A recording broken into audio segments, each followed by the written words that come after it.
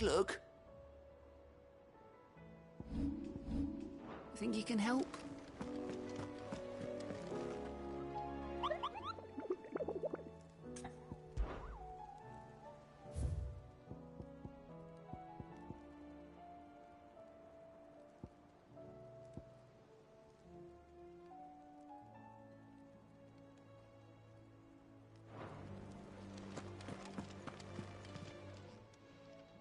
Fancy a look at the list, do you? Here you go.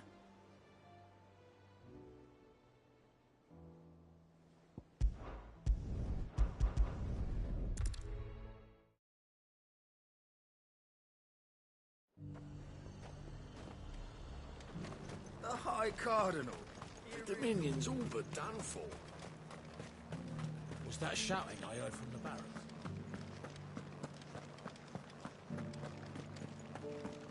Do you think he was the only one who survived? And you're just gonna fall into line? I don't trust this Duke. Oh, Clive.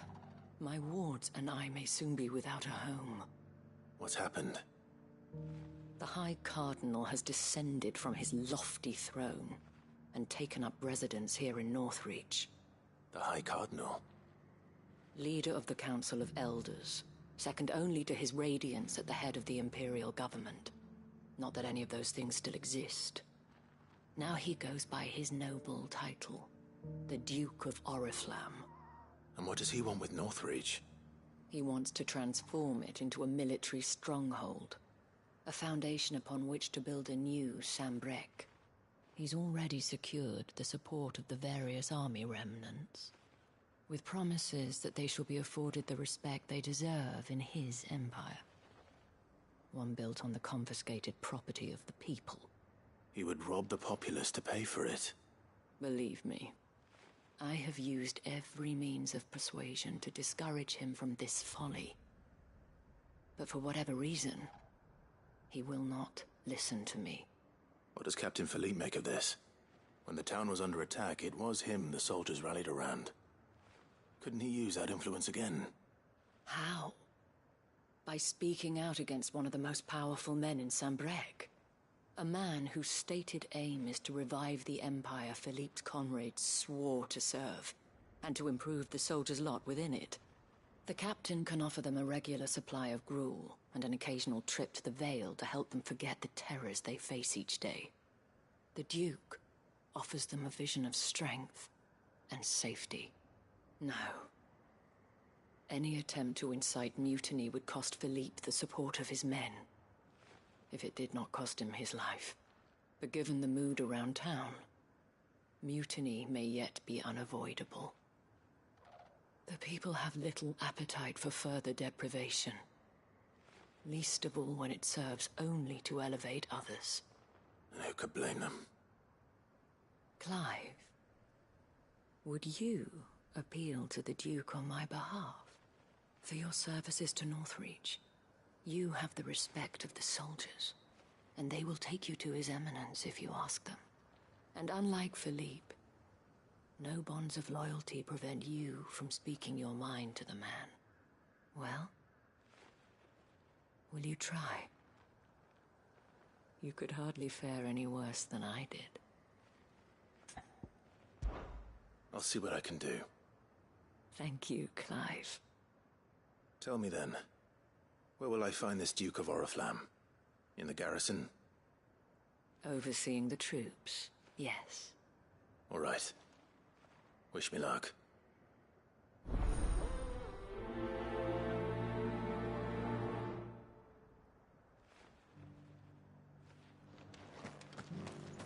I may have met this Duke before, at the Remembrance Ceremony. Let's hope I didn't make a strong impression. It's not only control of the garrison he wants. We already have a leader in the Dame.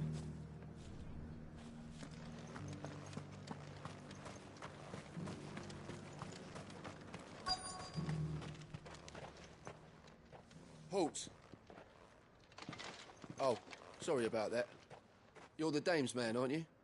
You got some business with the captain? No, actually. With the Duke. I was hoping I might be able to speak with him. We're under orders not to let any civilians pass. But you should be all right. His Eminence has heard all about you and your heroics. Wait here. I'll go and ask.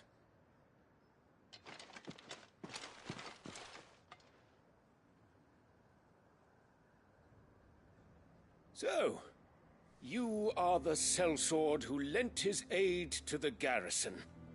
The Empire owes you a debt, and I shall see it repaid. But tell me, is it wealth that you seek, or favor? Neither, Your Eminence. I thought only to inquire about your plan to turn Northreach into a stronghold. Ah, I see. You are worried the expanded garrison will render your services redundant. Yet you needn't be. A proud fighting man like yourself shall always have a place here. Pride of place, in fact. For too long has the contribution of the noble soldier been under-reckoned. But no more. For it is they who shall see the Holy Empire rebuilt, beginning right here in Northreach. Why here, Your Eminence? The town has been fortunate enough to escape largely unscathed from the recent troubles. Her defenses are sound, and her garrison well prepared. Which is more than can be said for Oriflamme or Twinside. The Empire wants for a capital, and I believe Northreach to be the perfect place. With Caer Norvent as her citadel. Once we have seen to the refortification of both the town and the castle, we need only build a wall around both to create a city that would be the envy of the twins.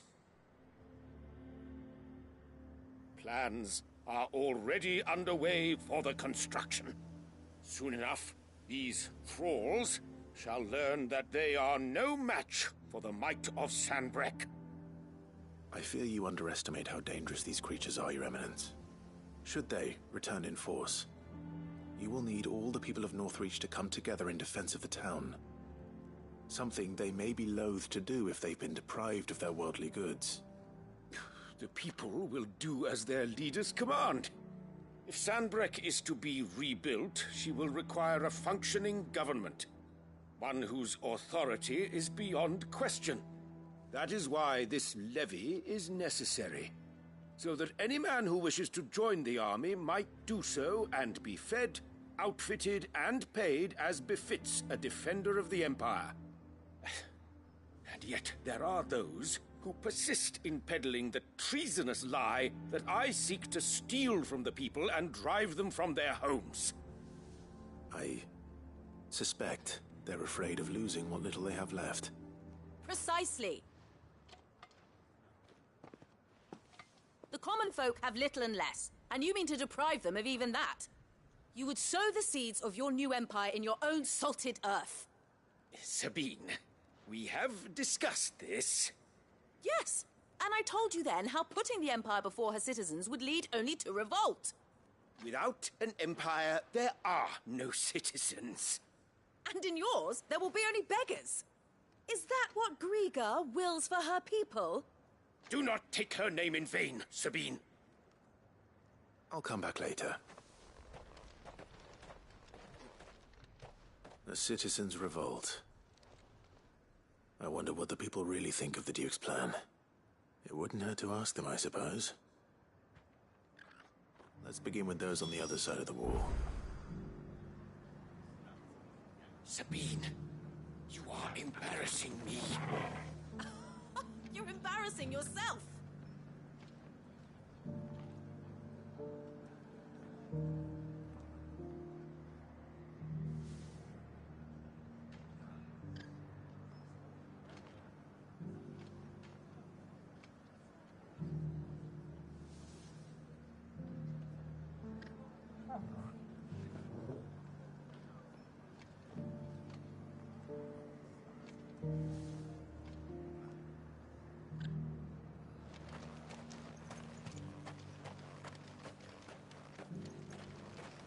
One at a time now.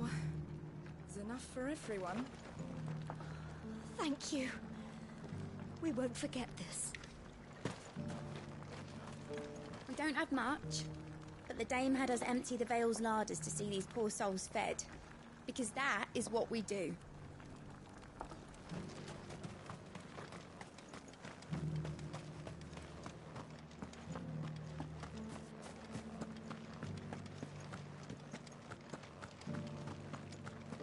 Do you think he was the only one who survived?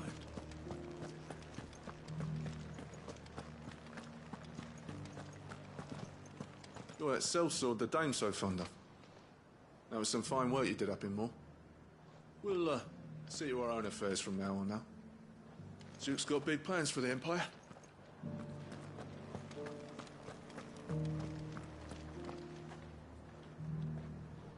All right there. What is it you're after, sir? Just your opinion, actually. I wondered what you thought of the Duke of Oriflamme. Oh, him. Not much. None of us traders do. It's thanks to nobles like him that we had to set up shop this side of the wall in the first place. Couldn't have the rabble getting any closer to the holy capital, could they? And now he's trying to drive us out completely, threatening to take everything we got from us if we don't clear off. If the dame said she wanted him run out of town, I'd be straight through that checkpoint, tar bucket in hand.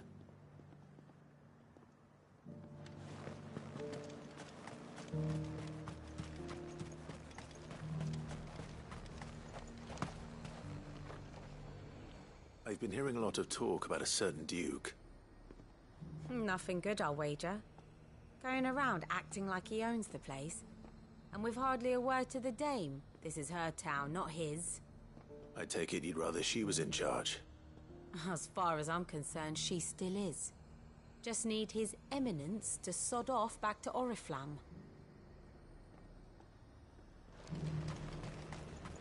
Sell anything today? As much as you, I'll wager. The garrison salvaged what they could from Moor,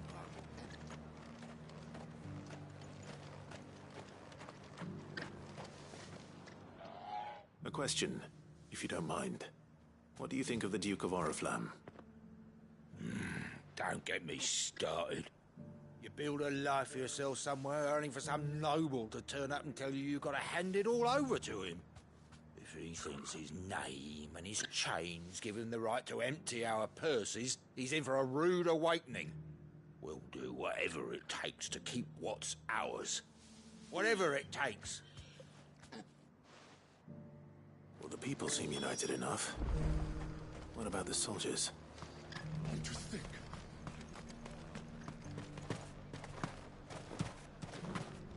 Was that shouting I heard from the barracks?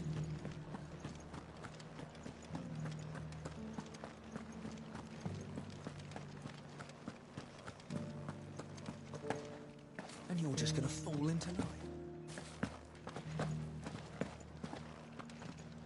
Excuse me, do you have a moment? I wondered if you'd mind sharing your thoughts on the Duke of Oriflamme. Well, he's made a lot of enemies coming in the way he did. But I mean, look around us. You can see the state the realm's in.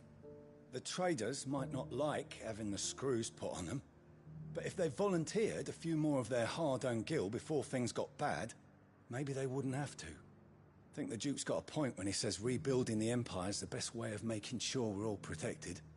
And if that means people who don't know one end of a sword from another have to make way for those who do, well, that's just how it goes. It's not only control of the garrison we want.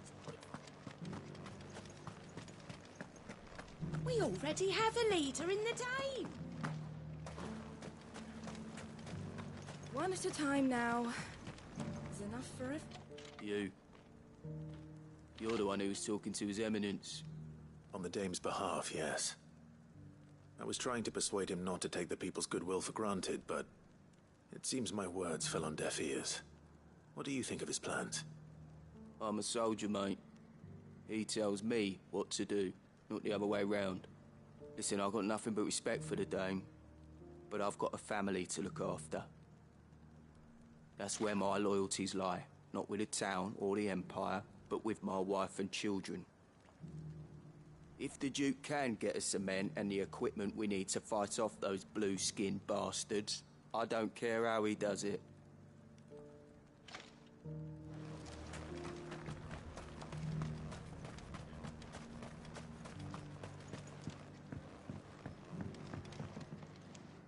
I hear the Duke of Oriflamme plans to turn this town into some sort of fortress.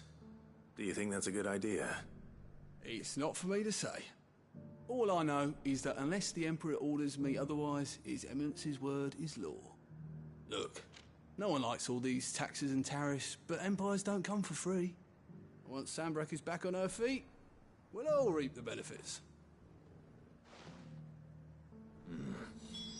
Let's see what Philippe makes of all this.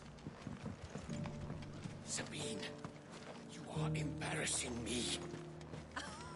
You're embarrassing yourself.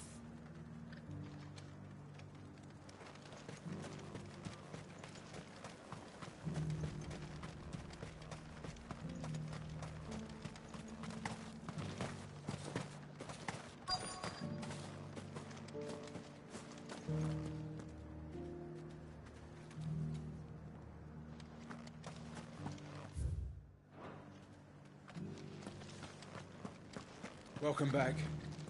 Wraiths give you any trouble? Captain, do you have a moment? For you? Certainly. Clive, wasn't it? Thank you for last time. How can I help you? I wanted to ask you about the Duke of Oriflamme. Do you intend to go along with his plan? But to tell you the truth, I'm in two minds. It's my sworn duty as a captain of the Imperial Army to obey his orders. But I can't say I agree with him. Philippe, I remember you saying that you became a soldier to protect the people you loved. The Dame included. That's right, I did. Well, she doesn't agree with the Duke's orders either. She thinks they could tear Northreach apart.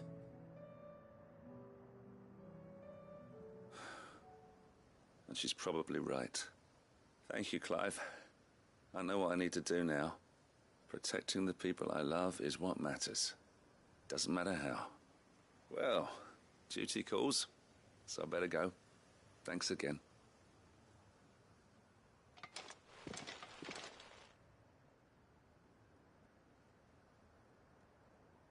It seems Philippe wants to do the right thing at least. I expect Isabel will be pleased to hear that, if nothing else.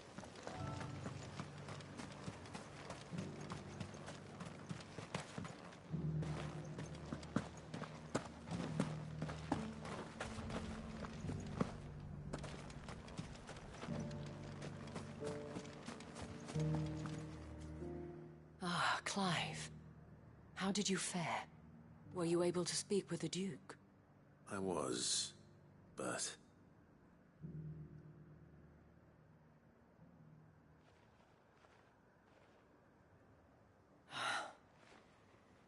So Northreach is to be a fortress after all. Well, it will certainly help to hold back the thralls. There's no denying that. Though I doubt it will come as much consolation to the townspeople whose worldly goods are confiscated to pay for it. They deserve to be heard, Clive. To have a say in this new empire the Duke means to build. Sadly, His Eminence values their obedience more than their opinions, and hopes to reassert the authority of the state. I fear he sees the people as mere pawns on his chessboard to be sacrificed for the greater good. Needless to say, they themselves are of a different opinion, and would rather their destinies were in your hands. The soldiers, meanwhile, are content to follow their orders.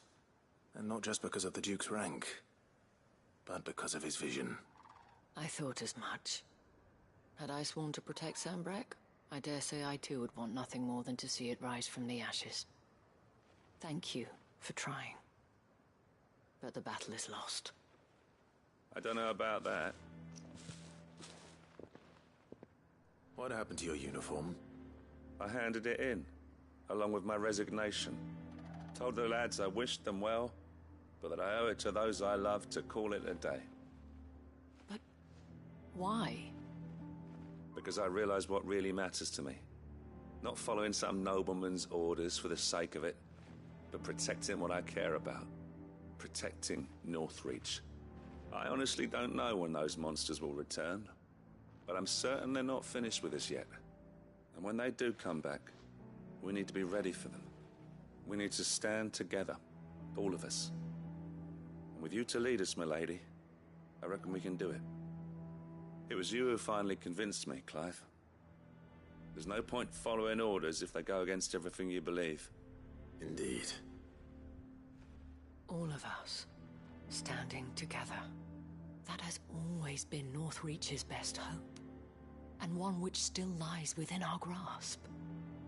We have only to turn our attentions to the true enemy. Thank you, Philippe, for showing me what I must do. Anything for you, milady. Speaking of standing together, would you mind if I borrowed a few of the lads from the Vale to help keep watch around the town? I fear His Eminence has loftier tasks in mind for the guard.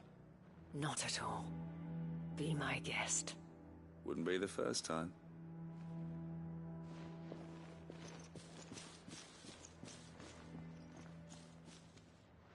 There may be hope for Northreach yet. Especially with men like you and Philippe to champion our cause. I, for my part, shall continue to work upon the Duke, in the stubborn belief that I might still tempt him into joining hands. But I suspect I shall have to call upon your aid again. Until then, Clive. Until then.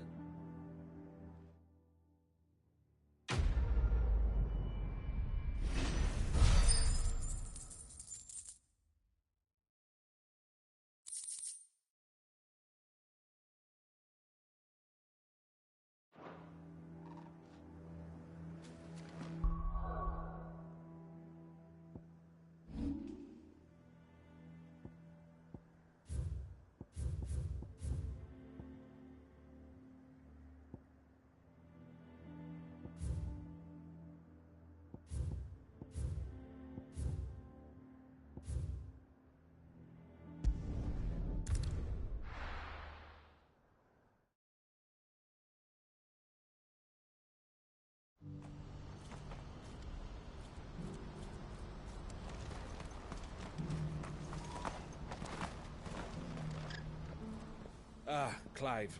You'll be pleased to know that the negotiations are progressing well. That is good news. Yes. Our comrade in Randala has just sent word that the contract should be signed very soon. But I still have much and more to prepare. It's a huge undertaking moving this many bearers at once. You couldn't do me a quick favor, could you? What is it this time? More wild beasts? Nothing like that. I just need you to go over to the caravans and ask El how long we have until the bearers arrive. Find out exactly how much faster I need to get all these supplies moved. All right. I'll go and ask. Thanks, Clive. I owe you one.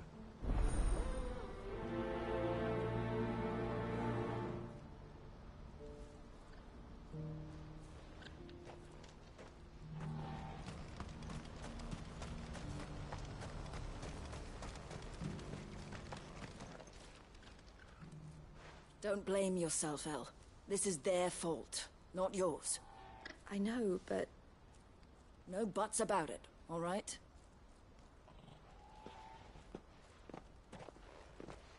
Is something wrong? Vonnie came to give me a message from our intermediary. The talks with the Republican army have fallen through. They've reached an agreement with the Silver Peak Consortium instead. Though prices have fallen of late, we deliberately offered above the going rate to try and deter other bidders. But the Consortium offered double what we did, and the army jumped at the chance. And you had no opportunity to make a counteroffer? None at all. And we were so close. El? What's happened? I saw Vonnie leaving. She didn't look happy. And with good reason.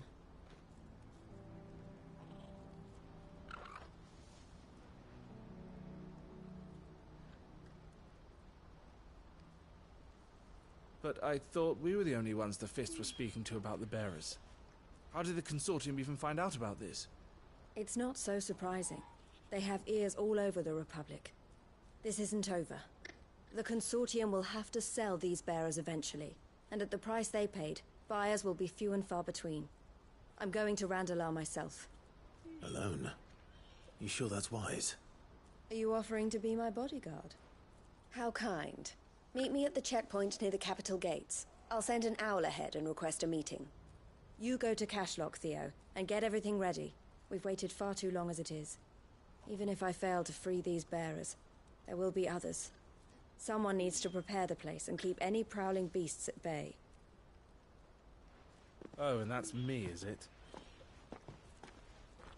Well, it looks like I'm following orders till she gets back from meeting the Silver Peak Consortium, who've been doing their best to undermine our scheme. She'll never join them after this, surely. No, she said it herself. She still has plans for Cashlock, even if this one falls through. She means to stay with us, then. I can't say I'm not happy to hear it, but... is this what she really wants? You have to trust her. You're right. It's what she wants now. And if Elle's off fighting for the cause, I should do my part too. So I bid you farewell and safe travels, my friend. I'll gather my men and leave for Cashlock. We'll make sure the place is well stocked and defended. You go to Randalar and see if you can stop my sister biting the Consortium's heads off. If she won't consider her prospects, someone has to. I'll do my best.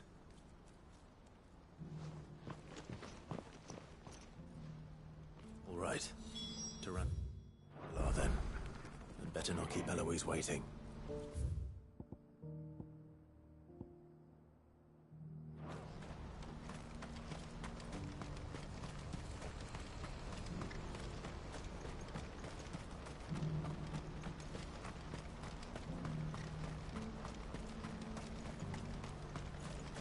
I wouldn't give for a hot meal. When are they gonna let us through? Did you see it too? Lights in the sky over the Dominion. I did. Is it war, do you think?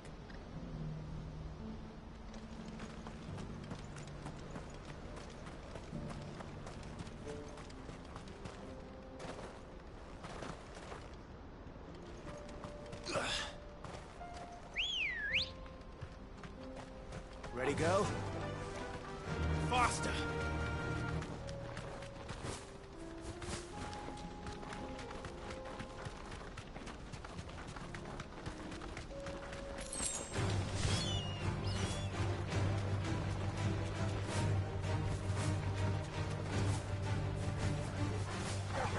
Time to fight.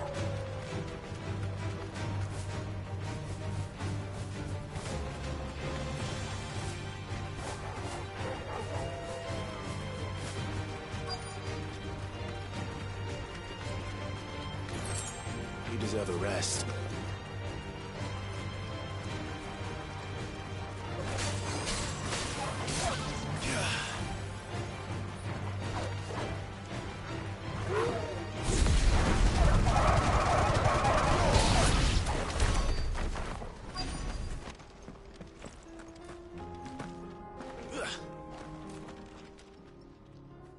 I hope I didn't keep you waiting.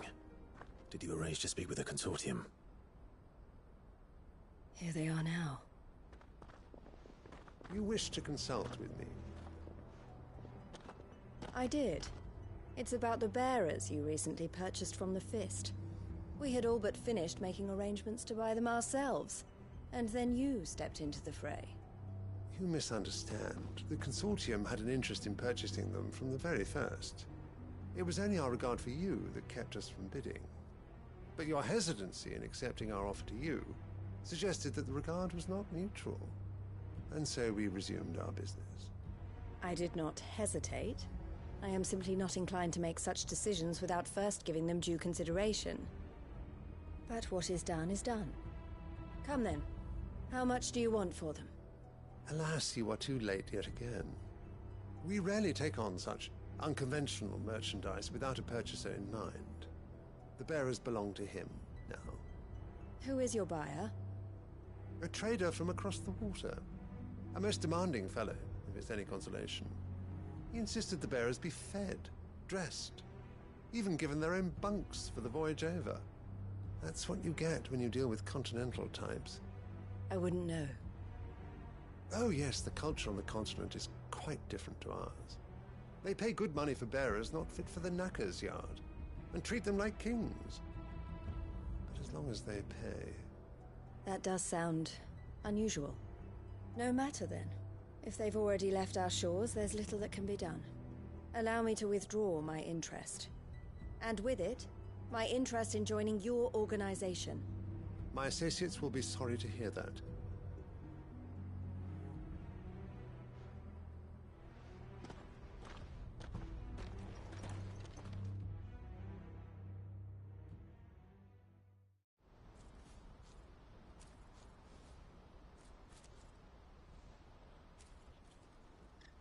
I'm sorry you weren't able to save them.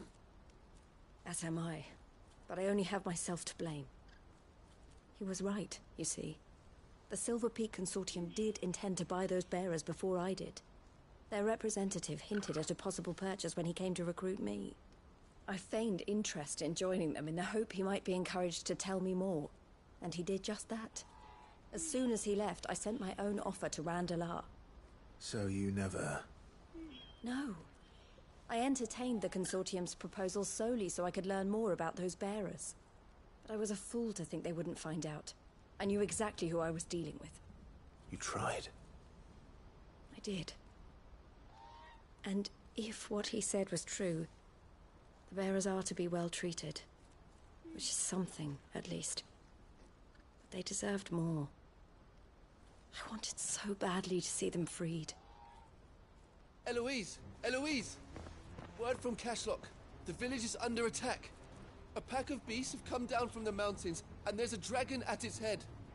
Theo and the others are trying to hold them off as best they can, but the odds are against them. They need help, and fast. Theo! I'll go on ahead. Thank you, Clive. I'll gather some men and join you there. Just...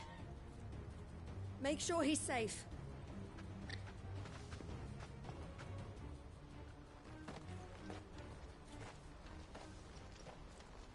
Hold on, Theo. I'm coming.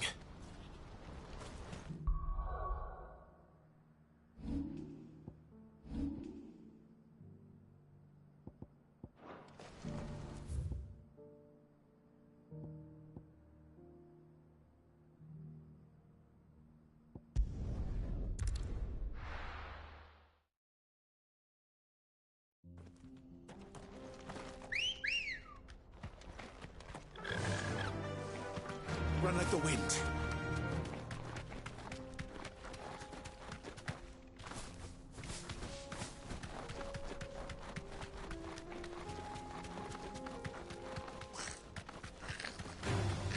Time to fight.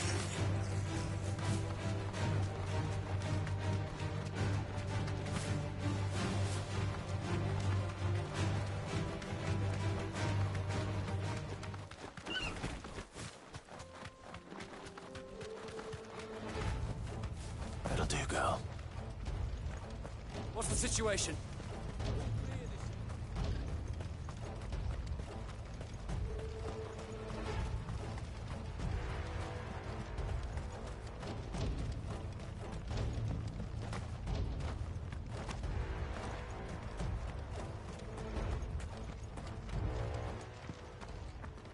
Where's Theodore? Upriver!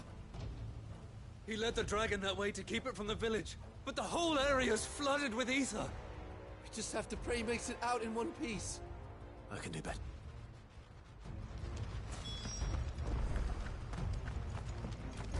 This is no time to ride.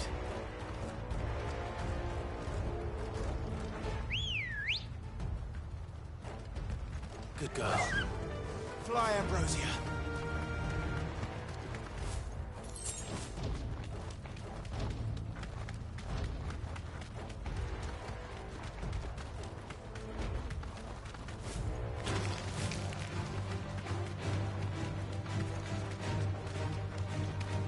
Where are you, Theo?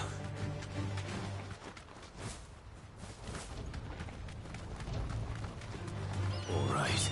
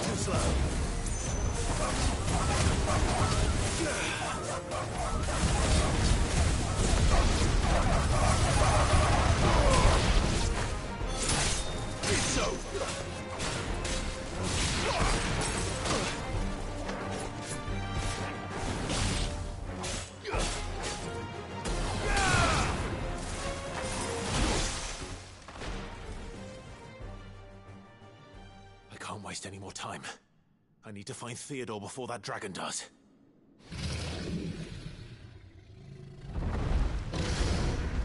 Looks like it's found me. This thing's turned as well. This isn't going to be easy.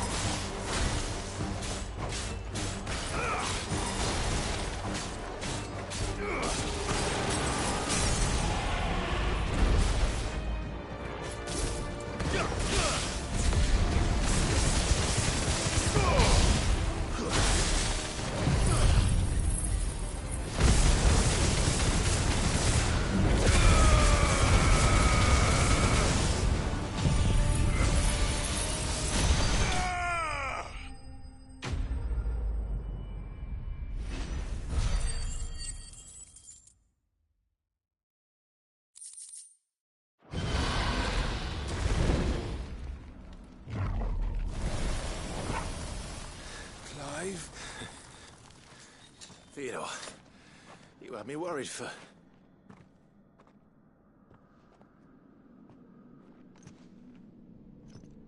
We have to get you out of here.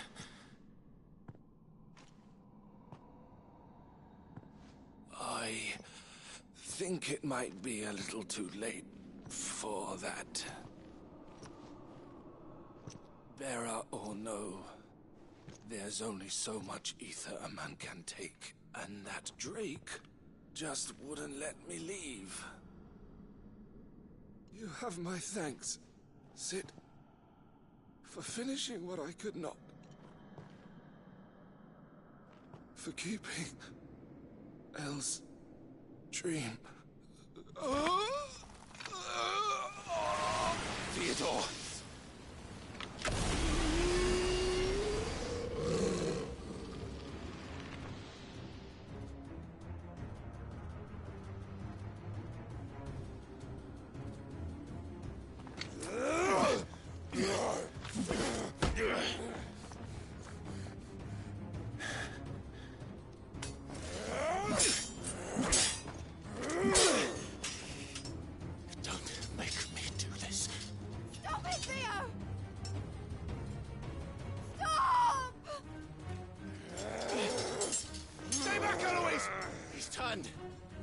So will you!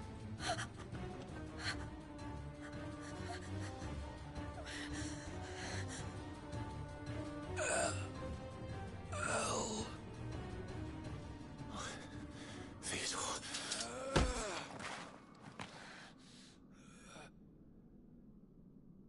Take care of my sister. Theodore. Wait. Goodbye, Elle.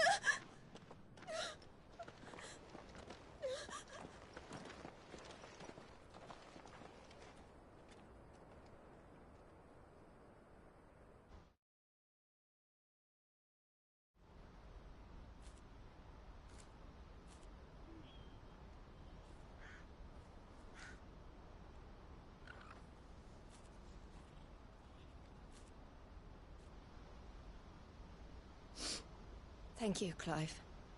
I think I'll be all right now. That was true bravery he showed.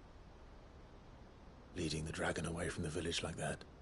His first instinct was always to protect people. To put others' well-being before his own. And now he's gone.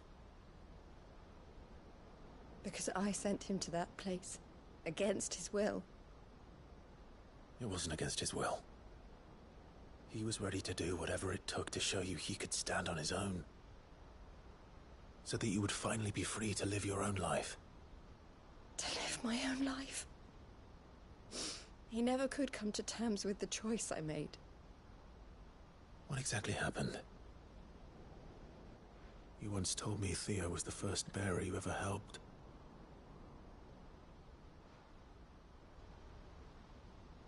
We grew up in Canva. We were born to one of the great trading houses. And I was chosen to inherit the family business. I had my father's head for figures, you see. Theo did not. While I studied the art of commerce, he played at soldiers instead. A late bloomer. In more ways than one. For unlike most bearers, it wasn't until his 15th summer that his powers awakened. My parents tried to drive him out of the house and into the care of the constables. But before they could, I took him into mine. Theo told me something else. He clearly admired your devotion to the cause of freeing others like him from slavery. But he said you deserved a better life than this. He wanted to free you from what he called your bonds. just as you freed him from his. I would be lying if I said I had not wondered from time to time how much easier my life might have been if I had allowed Theo to be taken and devoted myself to the family business instead.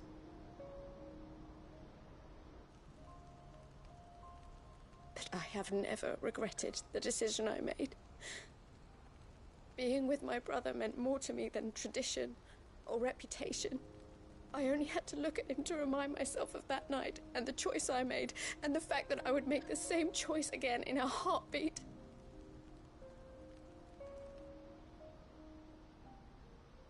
He was never a burden.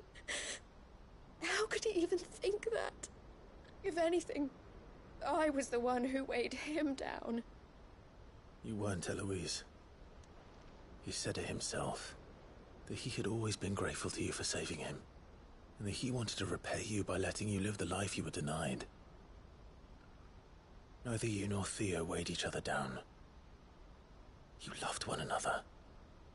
You did whatever was necessary to continue living your lives together, and you always would have. You're right. All I ever wanted, all I ever did, it was so we could be together. Oh, Theo, why did you have to...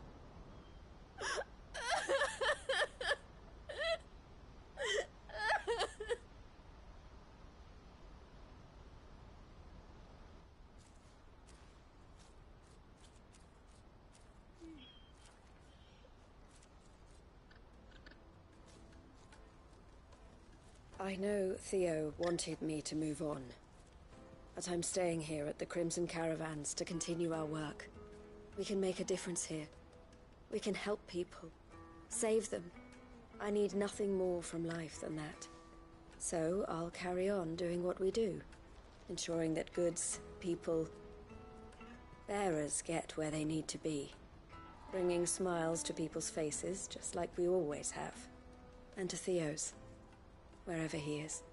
This is the life I have chosen, the life I will always choose. I've made a choice of my own, to continue helping you however I can, whenever you need it. Thank you, Clive.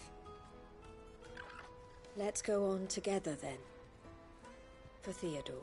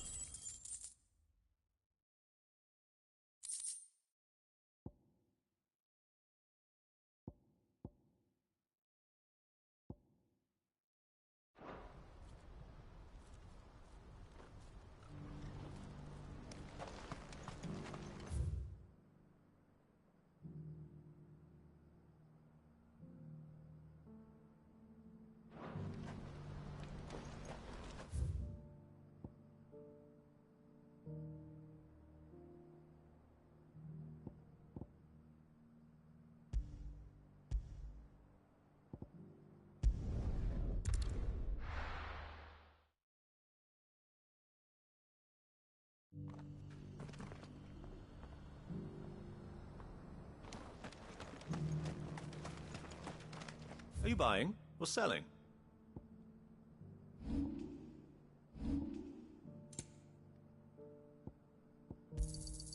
A fine choice. Of course. Come again.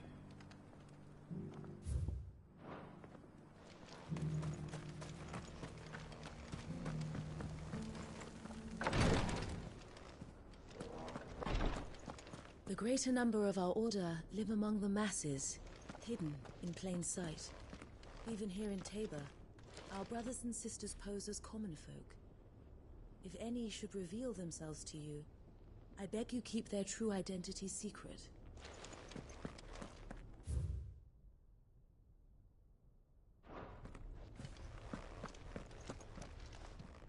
Lord Rosfield, is there aught the Undying might assist you with this day? Perhaps. My brother said that your order was helping him with his quest to uncover Ultima's origins. Have you learned anything of note since last we spoke?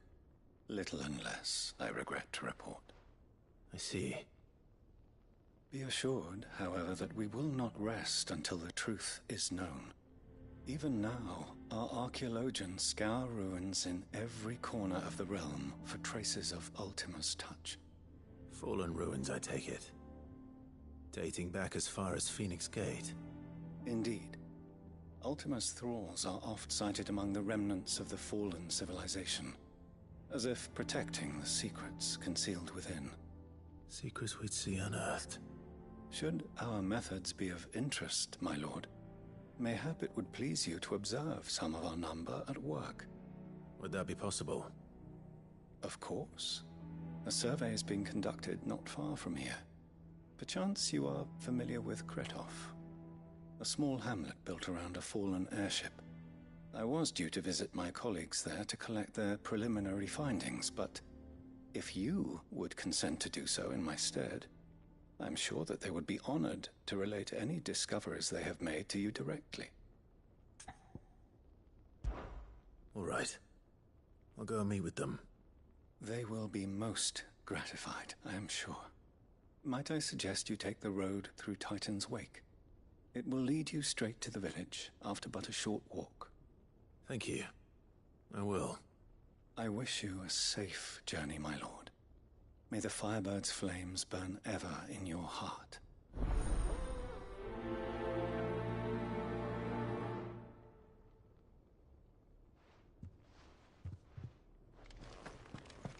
A village built around an airship. Sounds like another Lost Wing. I hope the inhabitants are just as friendly.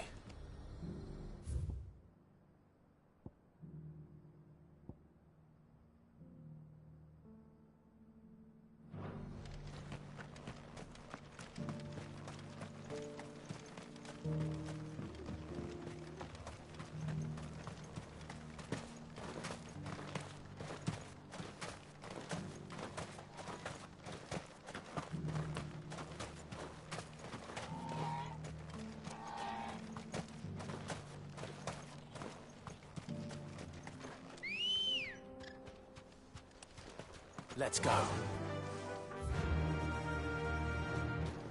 Fly, Ambrosia.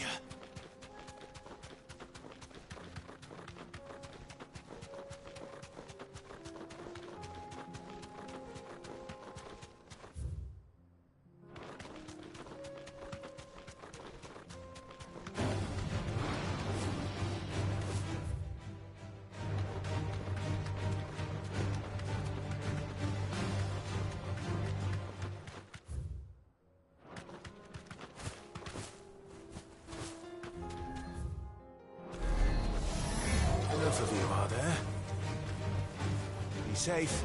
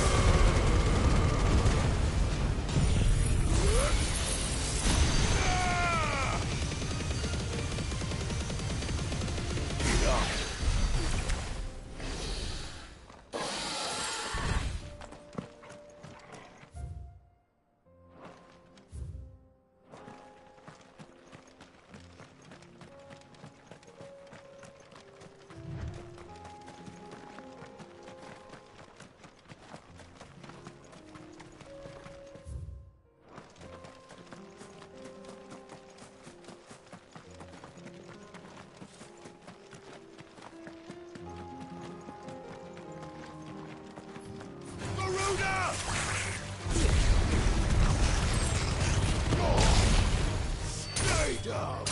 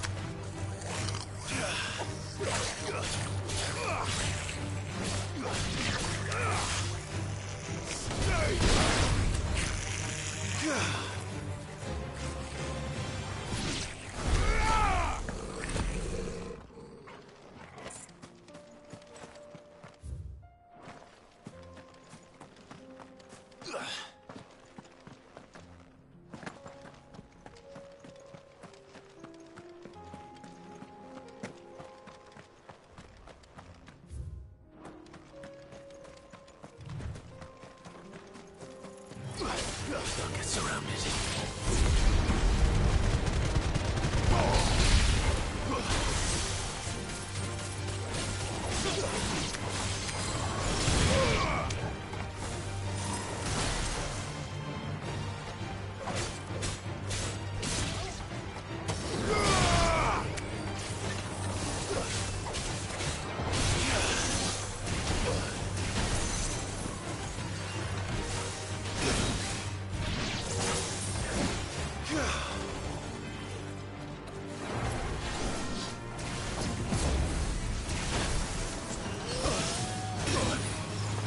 We're all ready.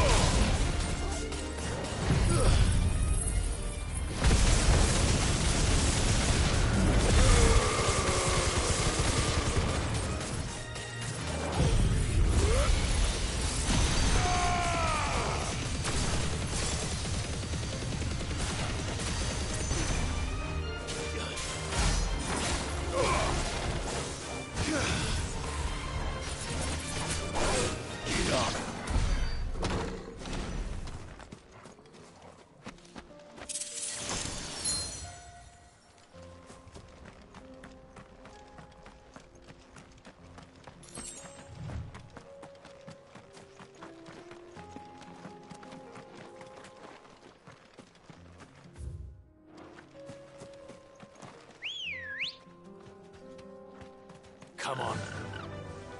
Yeah!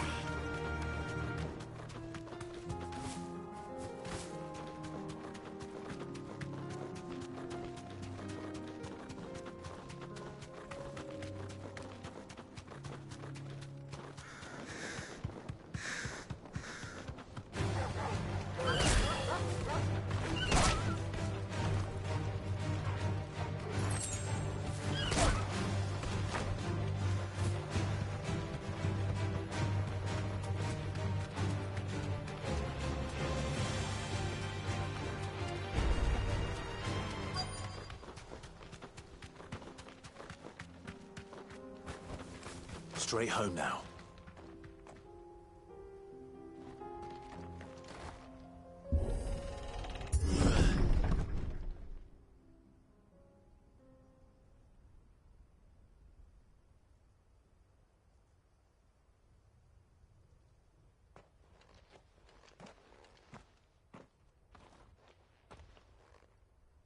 Oh no.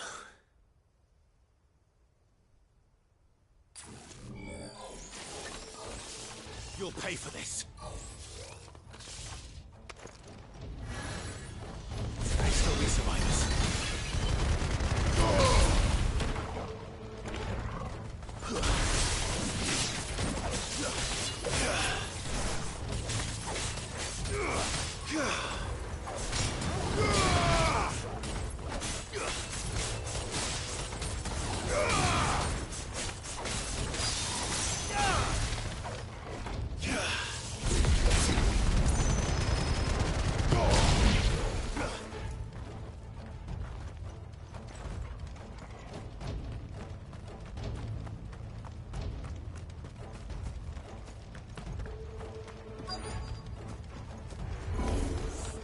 Whatever that thing is, I'd say it's their leader.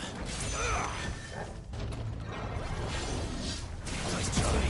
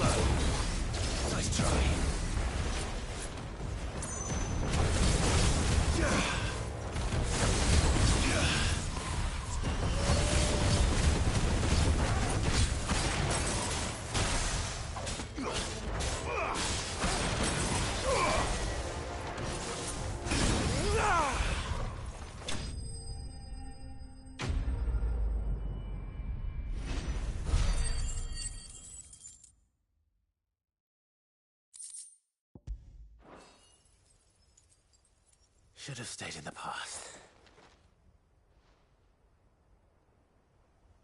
These must be Cyril's colleagues.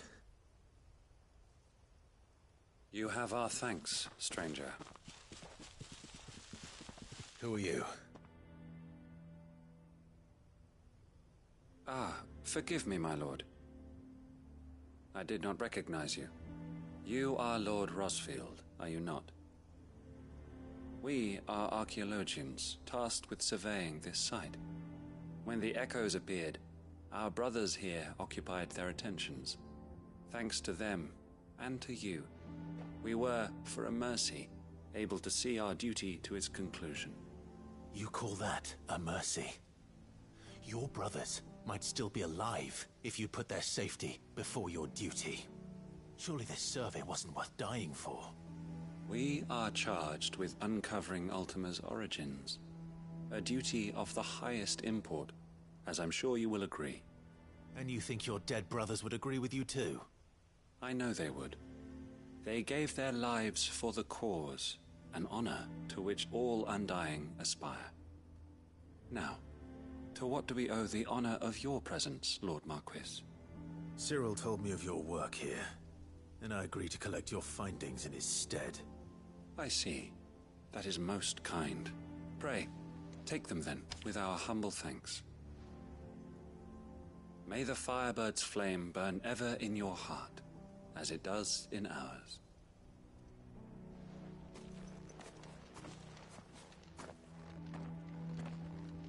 It's one thing to lay down your life for another, but for a survey...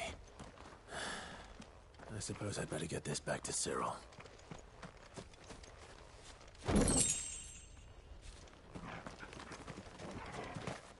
Think no more of us, my lord. Only deliver our findings to the bearer of the burning quill.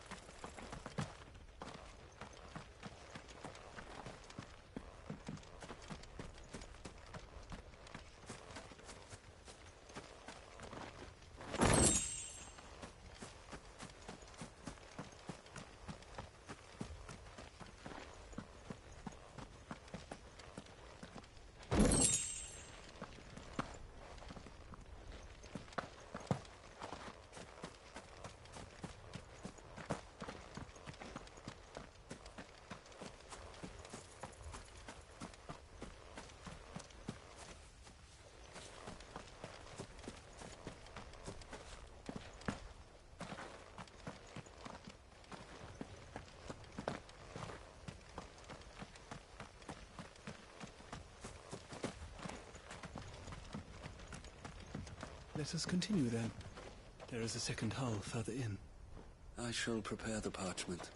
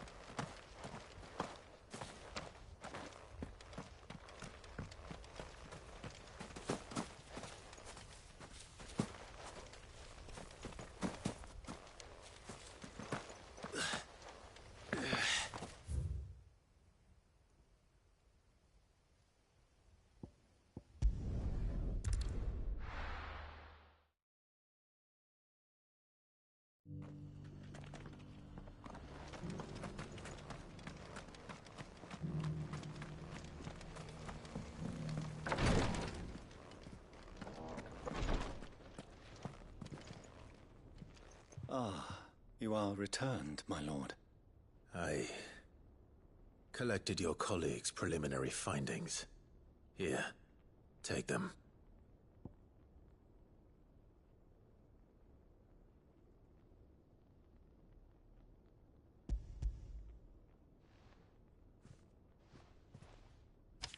My thanks.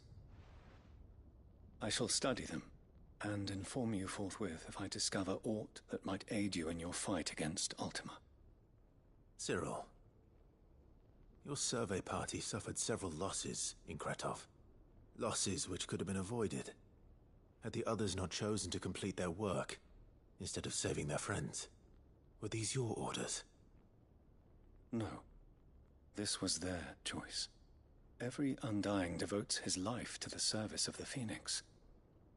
It is our sole duty, and should we die in discharging it, so be it.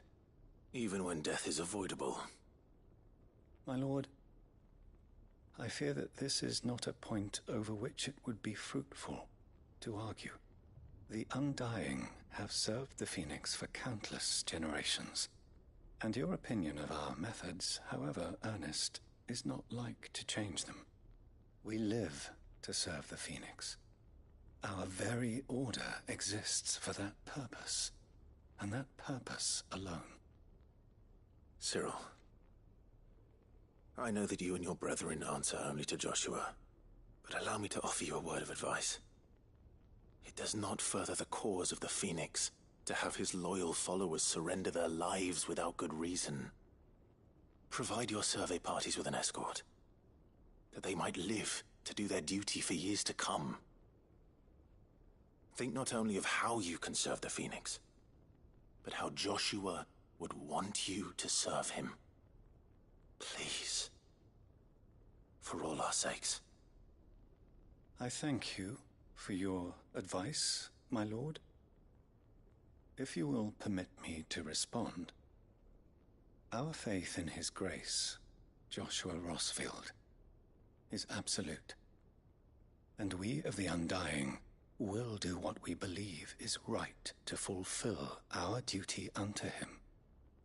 As first shield to the Phoenix, I am sure you understand what it means to do one's duty. I do. Then we are of the same mind. And it is my hope that we may continue to do our duty together.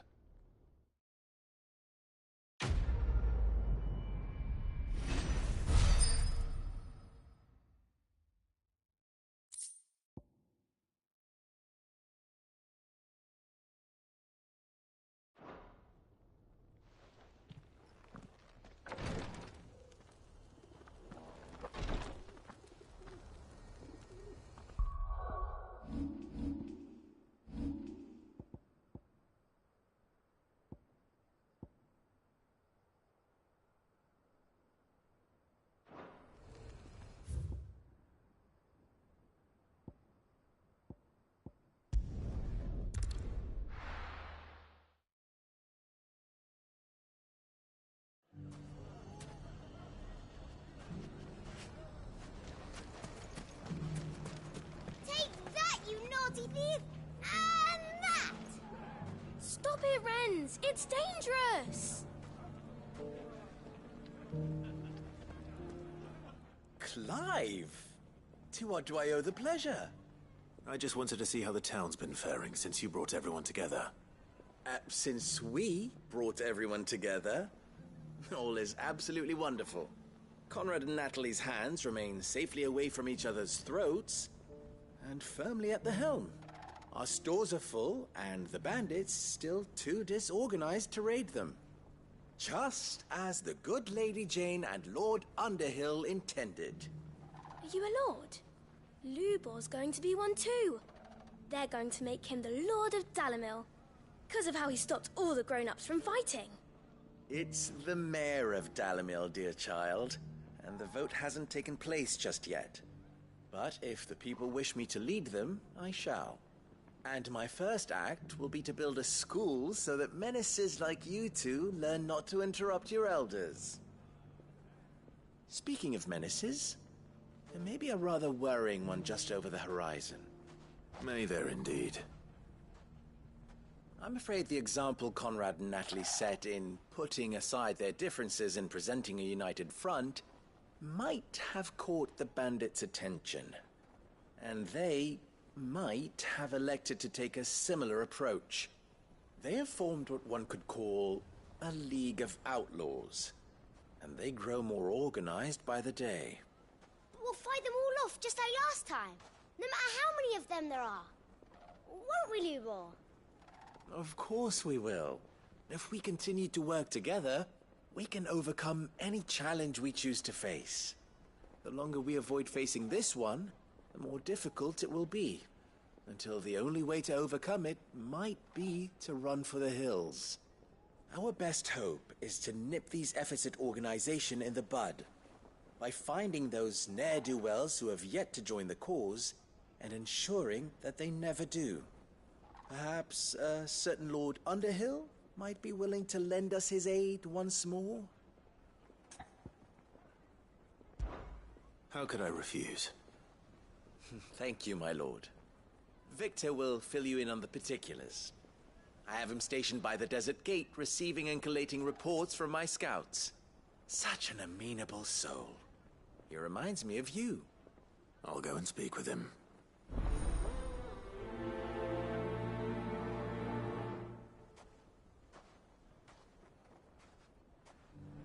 What's the difference between a lord and a mayor?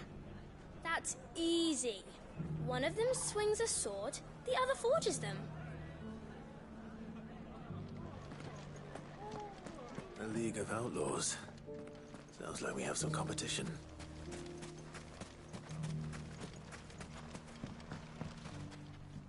Still in Dalamil, Victor? Ah, Sid. I thought you'd have returned to Cosnis by now. I did. Then I came back. I've developed something of a fondness for the place.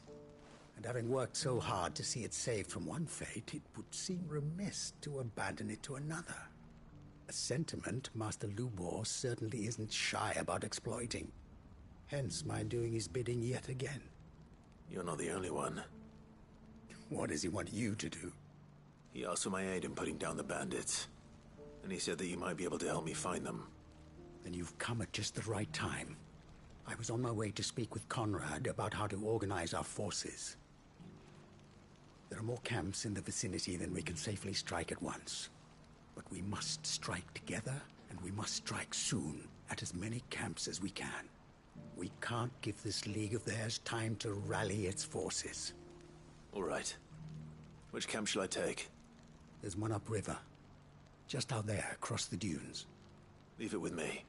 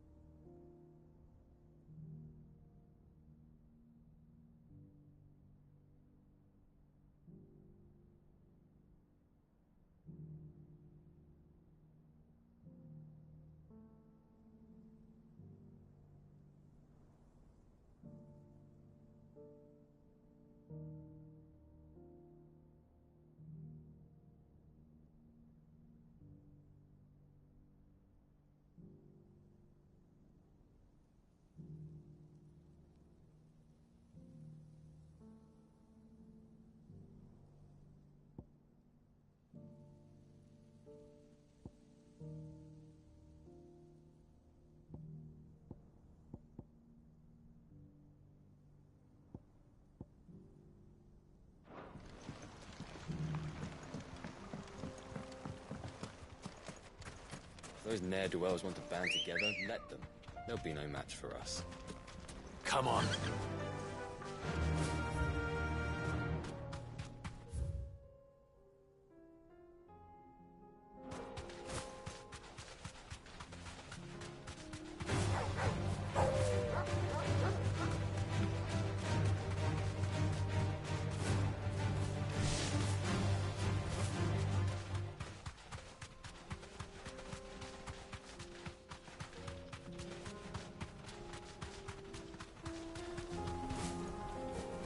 That must be the camp Victor mentioned.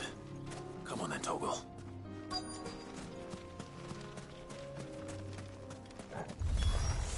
That's him! The one who killed Locke and Finger! Take his head off!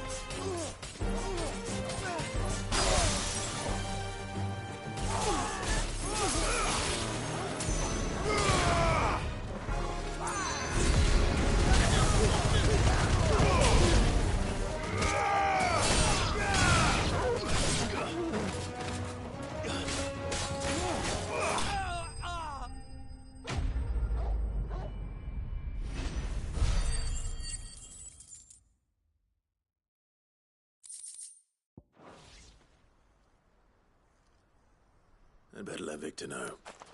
Sid, where are you? Ah, I see the bandits didn't pose you any trouble. No, but that's not why you're here, is it? No. Something's happened. We need you back in Dalimil. What is it? The whole town's in uproar. They're saying that Lubor is a bearer. What? Seems that one of our parties wasn't as thorough as they should have been. They let one of the bandits escape, and his escape route took him right through Dalimil. Some of the children spotted him, and he was about to silence them. And when Lubor felled him with a bolt of magic, and without a crystal. But that's not possible. It is, if he's a bearer and has been hiding it all these years, which is what people are saying. If he has, well, I wouldn't blame him. No man is branded by choice. Still, all those people see is a man who's lied to them all his life. One who was made a leader of himself when the world believed he should have been a slave. Fuck. I don't know where we go from here, but I know one thing. Lubor needs all the friends he can get right now. You're right.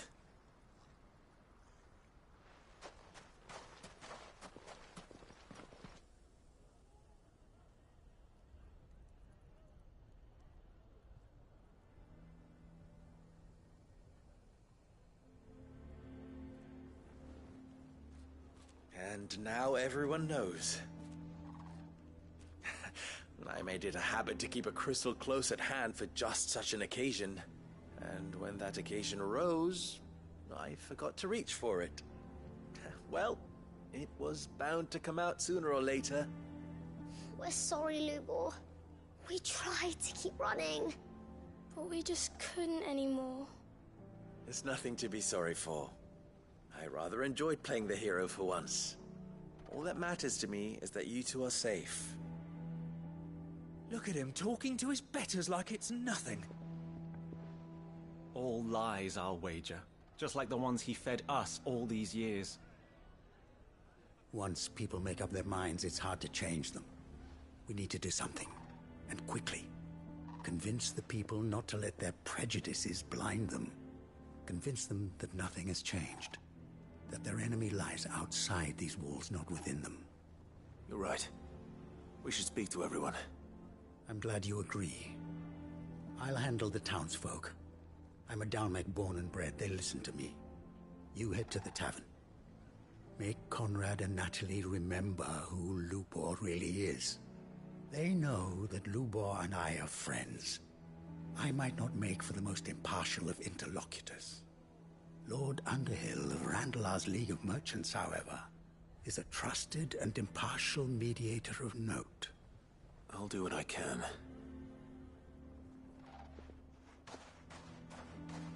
Lubor, stay here with the children. I can't promise anything, but we'll try. And that is all I can ask of you.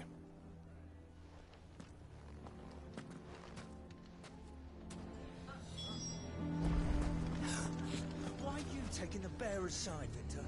Are you one too? What do you mean, don't jump to conclusions? He cast a spell without a crystal. What other conclusion is there? Why do they always have to make such a fuss outside? It's driving away our customers. He knew all along that he was playing us for fools. And we fell for it. We followed him. A bearer. Forgive me for disturbing you, but could I have a moment of your time? I've seen your face before. As have I. Lord Underhill, wasn't it? Of the League of Merchants. That's right. I wanted to speak to you about Lubor. The rumors that he's a bearer. All true, I'm afraid. He'll never be mayor now. Not if I have anything to do with it. But what of his wares? Bearer or no, his steel is highly valued throughout the Republic. In this, at least, he's done the town a service. Might that not earn him a little leniency? Leniency? He pretended to be one of us when he was laughing behind our backs all the while. I'm sorry, my lord, but he lied to us. He lied to you. He cannot be trusted.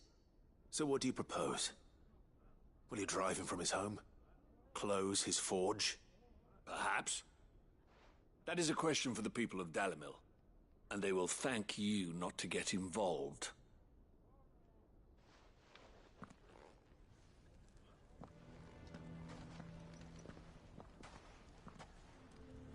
The townsfolk have made their minds up. There was nothing I could do. Nor I. Conrad and Natalie refused to consider anything but their own wounded pride. You never know. Once their anger is cooled, they might see things differently.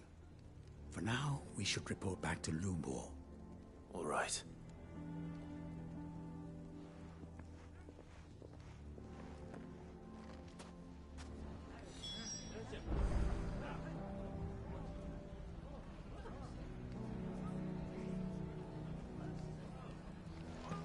Why the hell would Victor take the bearer's side? I assume the situation is hopeless? There's still hope.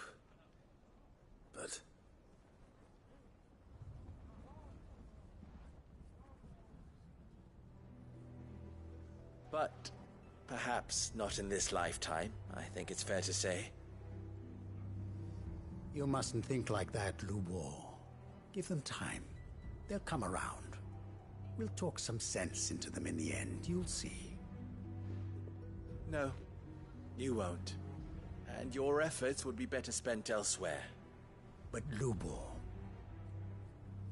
Rosina would often tell me that steel does not lie, that a blade is a reflection of the smith who forged it.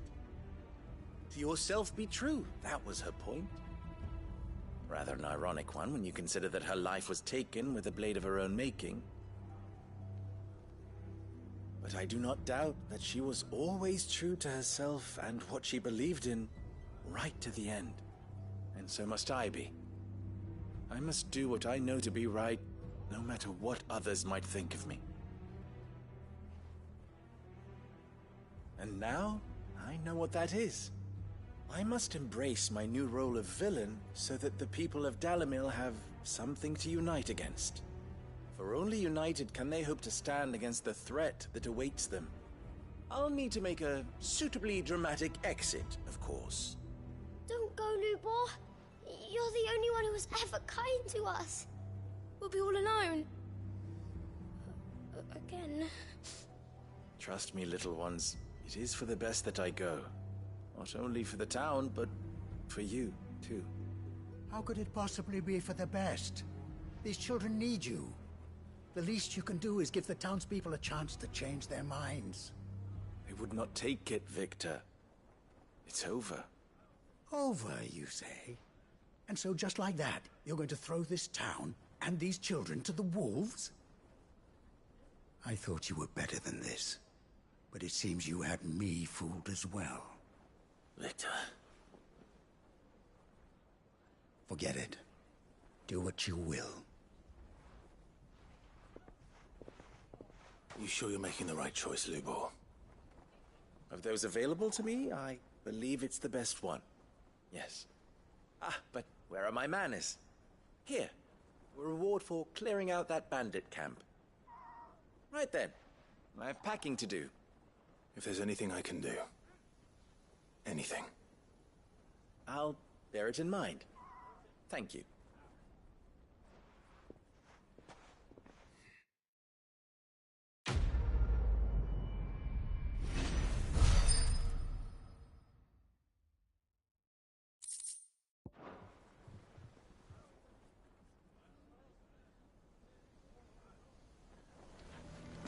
I'm going to go with him. Why didn't he tell us? Why the hell would Victor take the bearer's side? For a share in Lubor's ill-gotten gil, perhaps?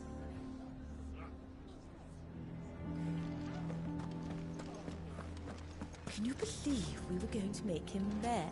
He would have been the ruin of us all. I think we'd better shut up shop for today. Give people one less thing to throw at him.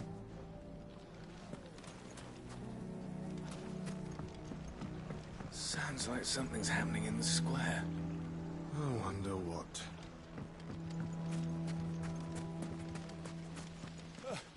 Those damned blackguards took all my best pieces.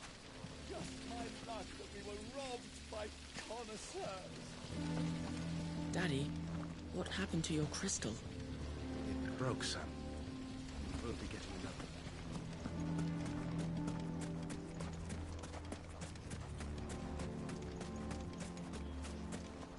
Good day, my lord.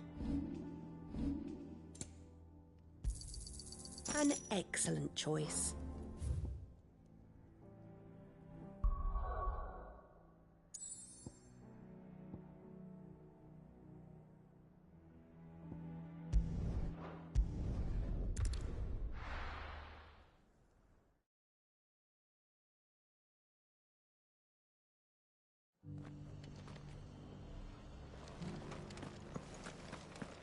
Doris should be somewhere nearby. Assuming she's still here.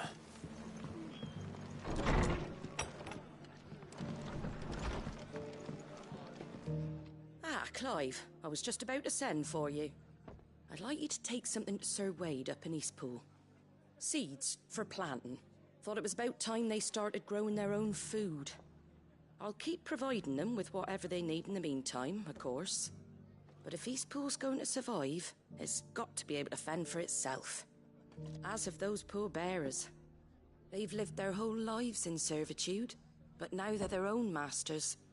Small wonder they ain't got the foggiest how to provide for themselves. So it's up to us to teach them. And if you're wondering why you, well, the Wagoneers taking supplies up that way have been coming back with more and more reports of Akashic around the village of late. Sir Wade's putting a brave face on it, but I think even he's starting to worry. And if he's likely to share those concerns with anyone, it's you. All right. Thanks. Wouldn't ask if I didn't have to. There. That should be enough to keep him in Gazal Greens for a few years at least. Gazal Greens? Not the most mouth-watering crop, I'll admit. But they're hardy, they grow fast, and they fill a hole. Better that than something that'll wither away at first frost. And chocobos love 'em too, which is no small thing. When I say all of us need to pull together to get Eastpool back on its feet, I mean all of us. They ain't exactly succulent, but cook 'em right and they're just about bearable. I'll take your word for it. Anyway, Sir Wade'll know what to do with them. And if he don't, well, I'll go up there and show him myself. I'm sure you will.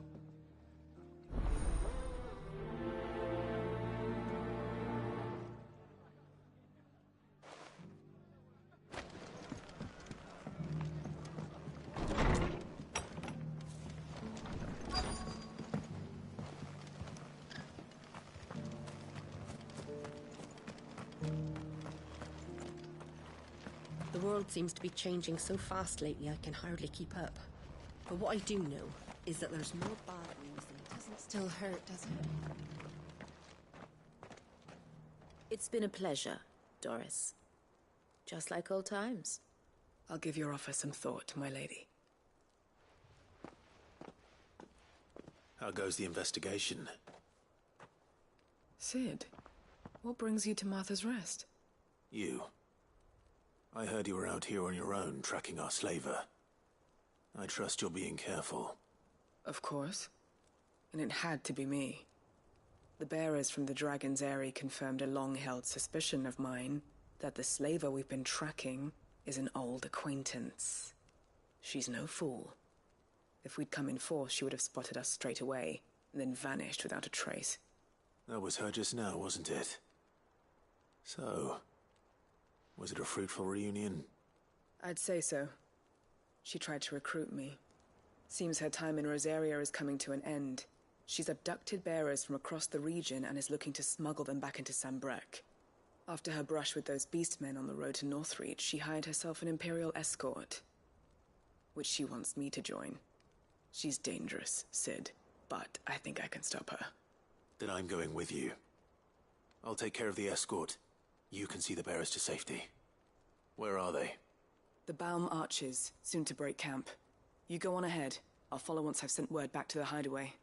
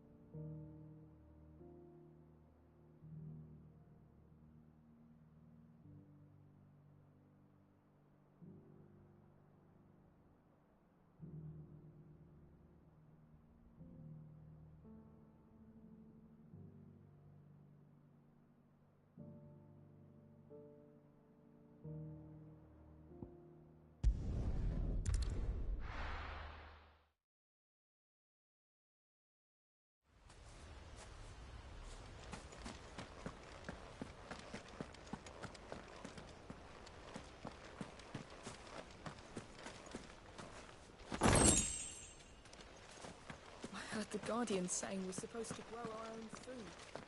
The victuals Martha sends us are more than enough for me.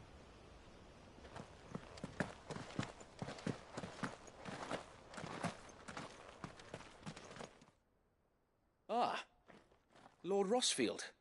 What brings you to Eastpool? A delivery from Martha.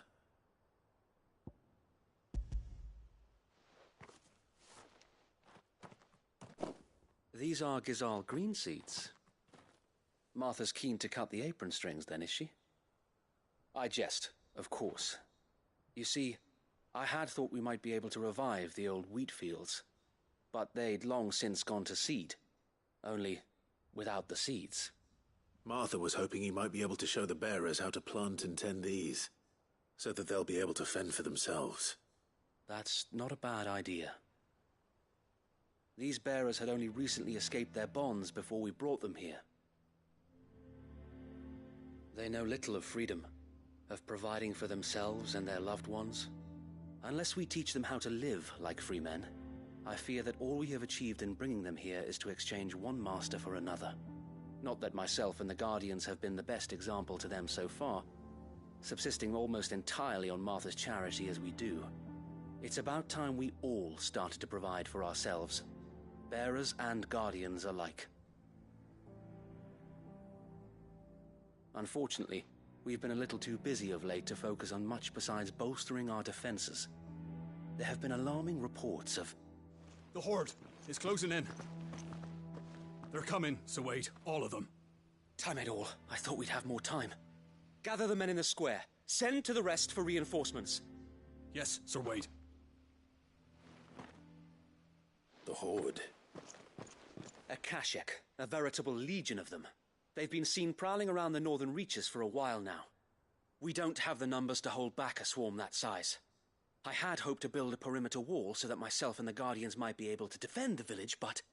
Now you're out of time. Precisely. If reinforcements from the rest arrive before they do, we may just scrape through, but I fear that's rather an enormous if. What if you could call on reinforcements from Eastpool? You mean the bearers? We brought them here so they might live, not die, fighting for their lives. So wait. You said you lack men to defend the village.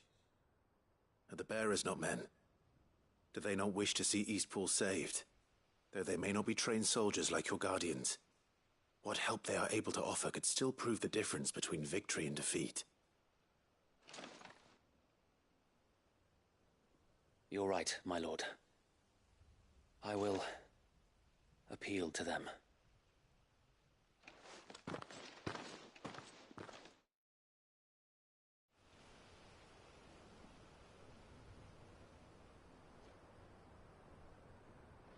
My friends, I humbly beg your aid. We Guardians are few and our enemies many. But I swear we can defeat them with you at our side. You would send us to the slaughter, to serve as bait for those fiends so that you and your men might be spared. And to think we trusted you. Say what you will, a home is not worth dying for. But it is worth fighting for. Sir Wade fights to give you lot a chance. Just like I do. Just like Sid does. We all wanted to give you a home where you could be free. And you got one, didn't you? This place, Eastpool. This is your village. Your home. And if you don't fight to protect what's yours, you'll lose it. You know I'm right. This world wants to take everything from you. Everything. Your homes, your freedom, your very lives. So then, are you going to stand by and let that happen to you? Are you going to accept fate like good little Bran did and die, having never stood up for yourselves? Or will you fight like free men and women?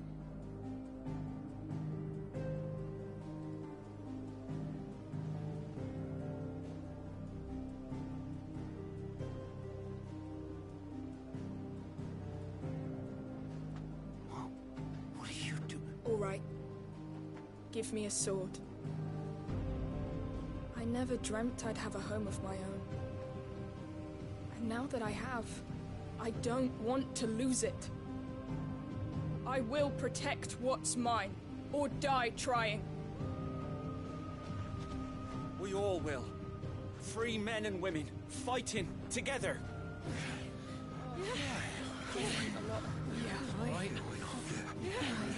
For Eastpool! For Eastpool!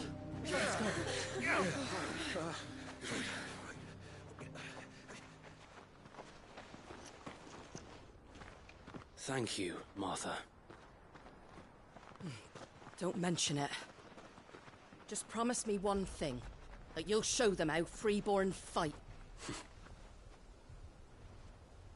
Gladly.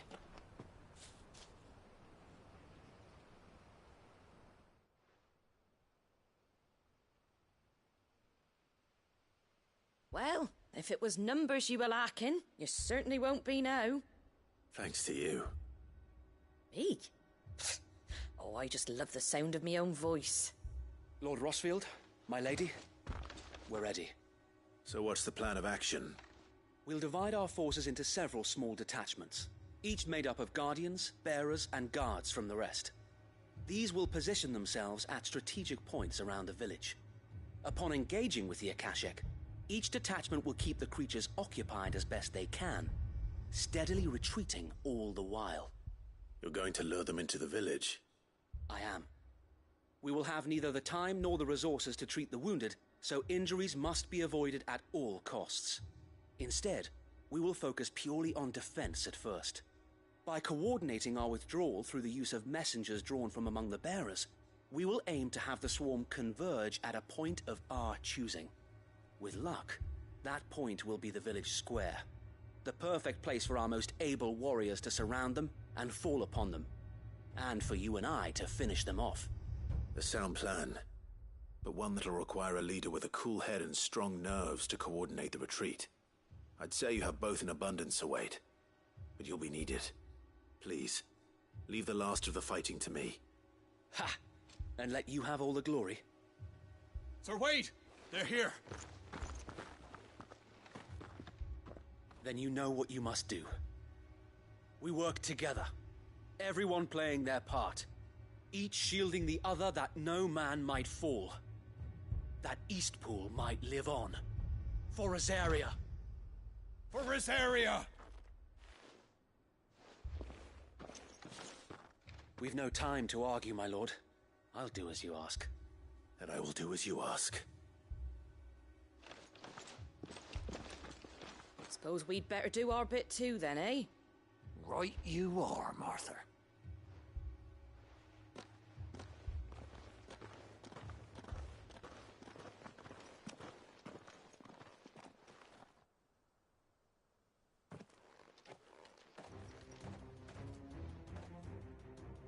The calm before the storm.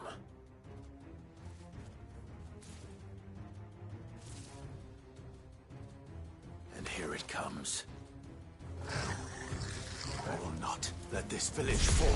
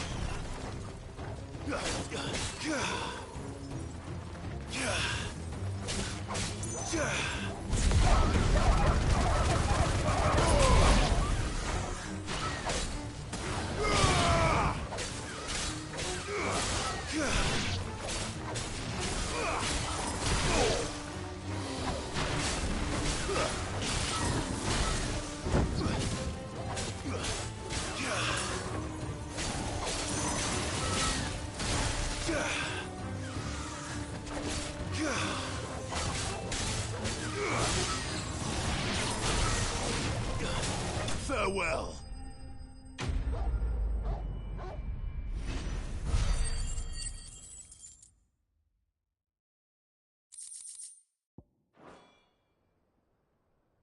Looks like that's the last of them. Lord Rossfield! Change of plan! What is it? Owl from the rest. An Akashic curl's been sighted on Rhiannon's ride and is headed in their direction. Well, the better half of her guard is here. So wait, how many Akashic remain in East Pool? Hard to say. My men are still facing some resistance, but I think the worst is behind us. I could order a detachment or two to fall back and... No. Let them finish the job. You stay here too, Sir Wade. Your men need you. I'll go after the Curl. Join me only when East Pool is won. If you're sure, my lord. May the Founder protect you.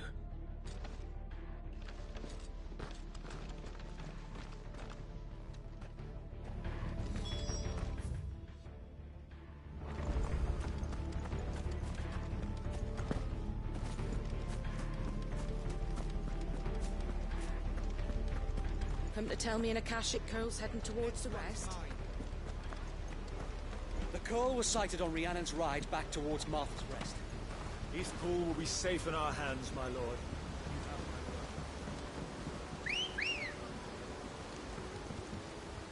Let's go. Faster!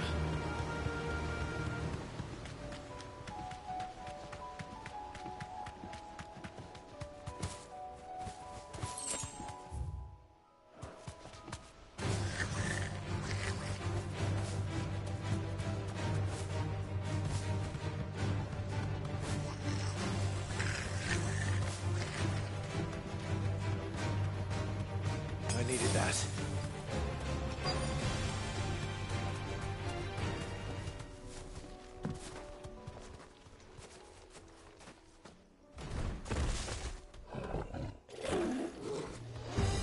There it is.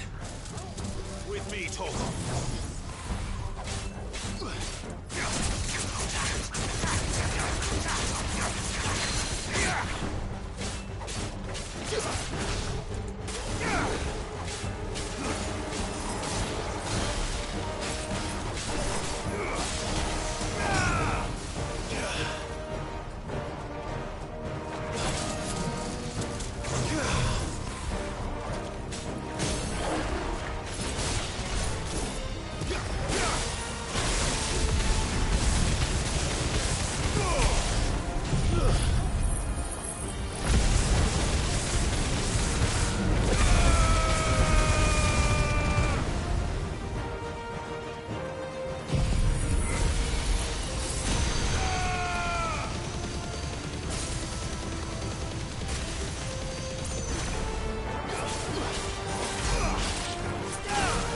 Enough!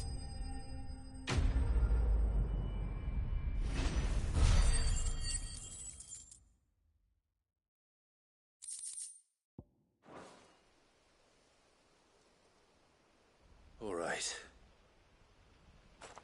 Back to East Pool.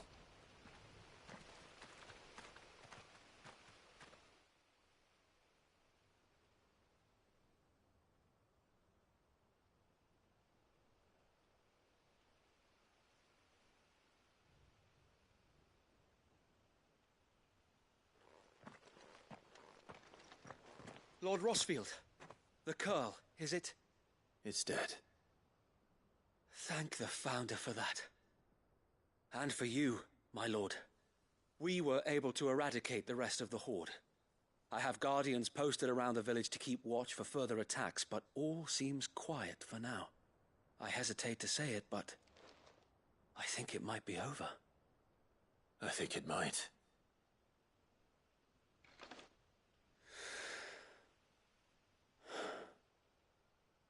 We did it. We saved Eastpool. Thank you, my friends. Thank you. No, Sir Wade. It's us who should be thanking you. You brought us together. Showed us what it means to fight for what you hold dear. We never had nothing to call our own before. We didn't know what it meant to protect it, but now we do. We really do. Forgive us, Sir Wade. You and your people saved us, and still we doubted you. But there's no doubt in my mind anymore. We're free men now, so we have to start acting like it. We have to fight to protect what's ours, to protect Eastpool. And we shall. We all shall. Together. This is our home. And if anyone or anything tries to take it away, they'll have us to answer to. Come on then. Let's get to work. This village isn't gonna rebuild itself.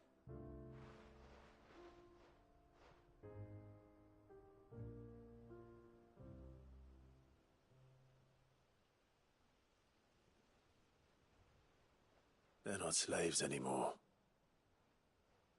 no. They're Rosarians.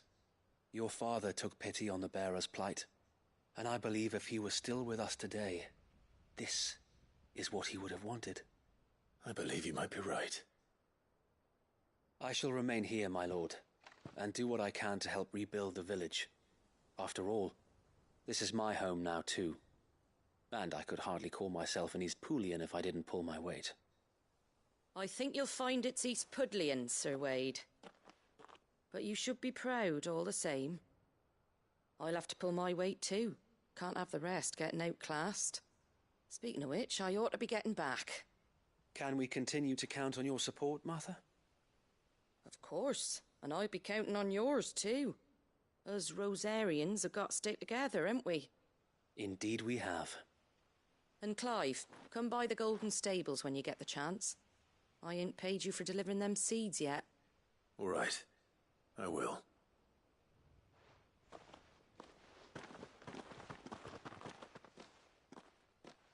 Lord Rossfield, do you remember our very first mission together? Clearing the goblins from the Stillwind marshes? How could I forget?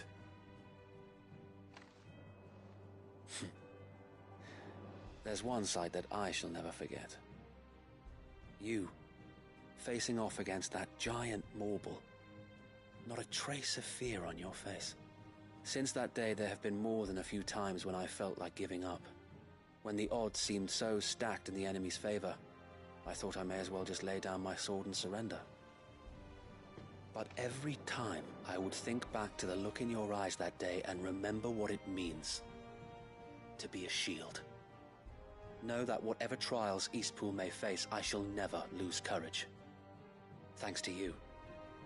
So Wade, you have always been a true shield. I know that Eastpool, and indeed all of Rosaria, will be safe in your hands. Thank you, my lord. I know the rest of the world will be safe in yours. I'll do my best.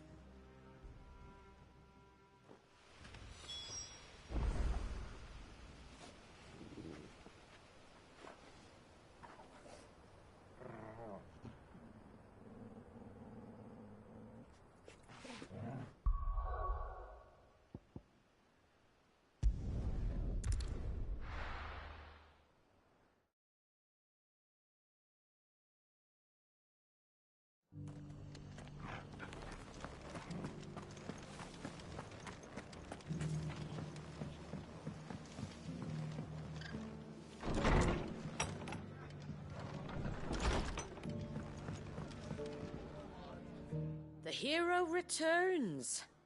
It's lucky you came by when you did, eh? Not only did my seeds get delivered, but you went and saved Eastpool and all. I just did what I could. And it's only right that you get rewarded for it. Take it before I change my mind. Thank you, Martha. So, Eastpool's finally back on its feet again. And a home to free bearers. Who'd have thought we'd see the day, eh? Well, it was your idea. I know that, but I never stopped to think what it would mean. Bearers in charge of themselves, thinking for themselves, working for themselves. Like your hideaway, but not even hidden away. Though I suppose the rest ain't much different nowadays. You know, bearers living free like that reminds me of when I first met Sid. Loath as I am to recall that particular day. I take it you didn't always see eye to eye. What happened? Well, if you really want to know, I started doing what I do long before I met Sid. In fact, that's how I met him. Or at least how he came to meet me. He showed up at the stables one day, asking questions about who'd been buying up bearers. Founder knows what he thought I was doing with them. Running a hunt, poking around in their innards. Something awful, anyway. Me, I thought he was a new constable. Thought the game was up. But somehow we both managed to work out what each other was about. And before I knew it, the cheeky arse was rattling on at me about how I was doing it all wrong. After all my hard work. Told me I was giving them relief, but not freedom. That my bearers were still dying as slaves. Got right under my skin, it did. Told him if he didn't like it, he could bugger off and report me to the garrison. And do you know what he did? He smiled. And then he laughed. And then I did the same. We made a pact that day, that whenever one of us was in need, the other would always be there for him. And you were? Well, we both wanted the same thing. To make life better for bearers. Just like your dad. Do you know I was born right around the time Elwyn became Archduke? Growing up, I saw how he tried to change things. He certainly didn't lack for ambition, that one. Indeed. But the loftier one's ambitions, the harder they are to achieve. Which is why those of us who follow in their footsteps need to finish what people like Sid and my father started. Suppose you're right, aye. And if we don't manage it, there's always them who come after us. Good thing we've got a few half-decent sorts waiting in the wings, eh? It's almost enough to give you a little bit of hope. Just a little. Anyway, enough nattering. Better get back to work. Let's see about making everyone some dinner, shall we? The least the folks who saved Eastpool deserve is a hot meal. And you and me ain't gonna save the world on an empty stomach neither. That sounds like a wonderful idea.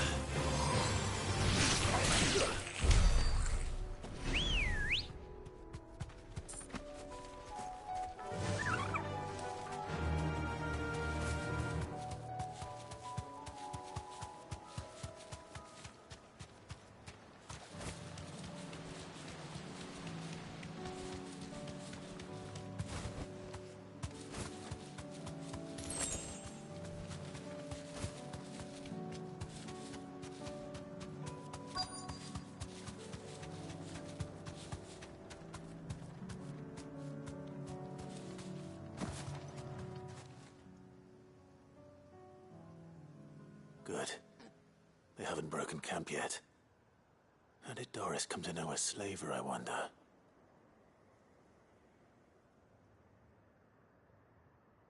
We've waited long enough.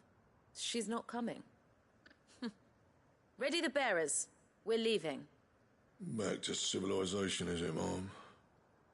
With all haste, lest any of you lackwits start talking like these feckless bumpkins. I presume your men are ready.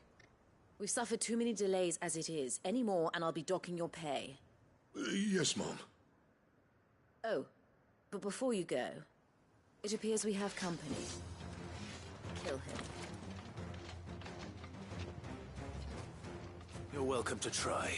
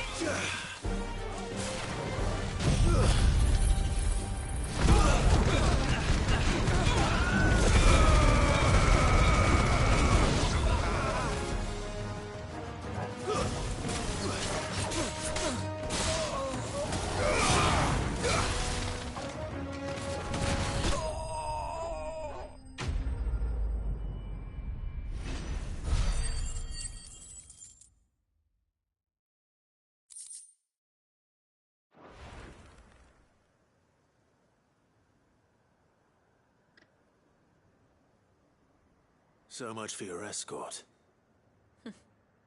You'll forgive me for not avenging my men.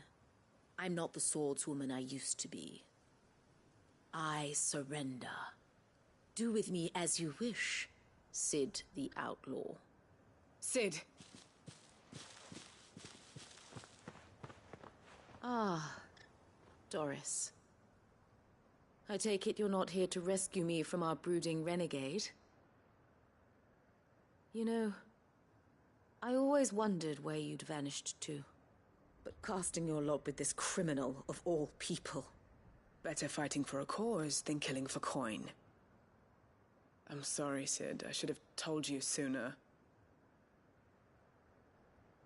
This woman, my former master, once trained bearer children to be weapons in service of the highest bidder. She raised me like a daughter. And I did terrible things to earn her favor. It wasn't all terrible, surely. We had our fun, too. You were always so eager to learn, and had such clever hands. All my other children took either to the blade or to the books. Always either or. But you proved yourself a master of both. That's why I kept you for my own.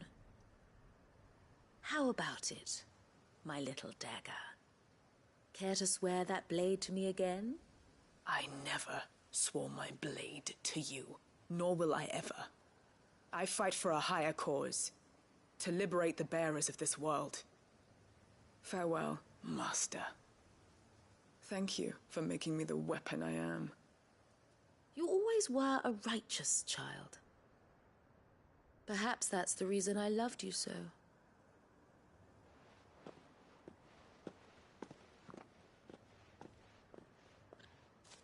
What do you want to do with her? I am not the killer she wanted me to be. Not anymore. And she no longer has friends in high places. The Dame does, though. Her connections at the Imperial Court will see that justice is done. All right. If you're certain. I am. And thank you for everything. Now, I better let these bearers know that they're safe.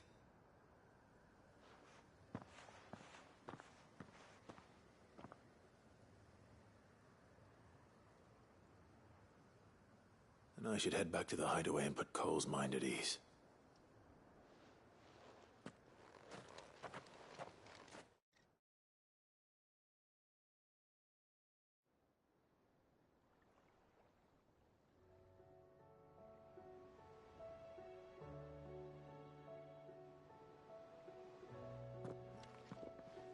Welcome back, Sid. Doris's message just arrived. I hear you saved more bearers from being smuggled across the border. With any luck, they'll be joining us in the hideaway shortly. Oh, and your letter. You don't need to worry about Doris anymore. I'd been hoping as much. She mentioned one or two things in her report. So the slaver we'd been chasing all these months was her former master. Wish I'd known. She's been arrested, by the way, over in Sambrek. Went quietly, or so we're told. And she won't be getting off lightly. The Empire may have no love for bearers, but it's none too fond of black market traders either. Can't have been easy for Doris. I'm sure it wasn't. But don't worry. She'll be all right. I hope so. Suppose you should know, eh? You had quite the past yourself before you came here, or so I understand. Anyway, thanks again, Sid.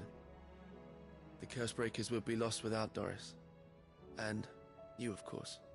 Keep up the good work, Cole.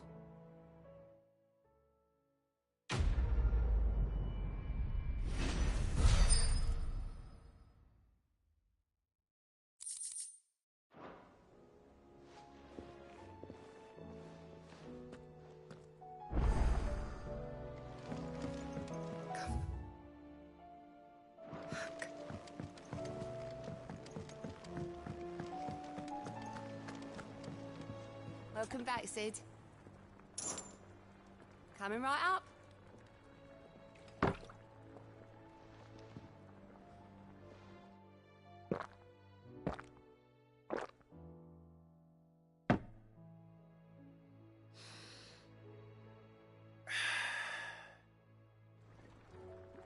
Oh, you're not leaving already, are you?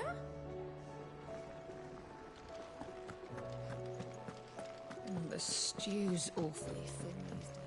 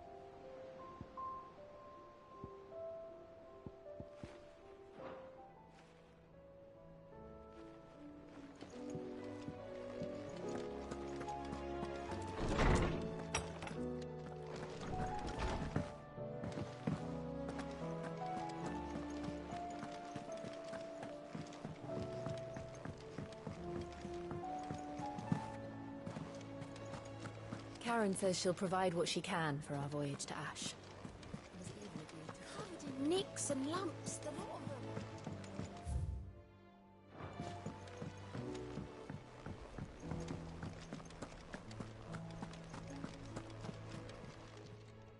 How are you doing? Here you go. Think you can help? Oh, I wasn't expecting you back.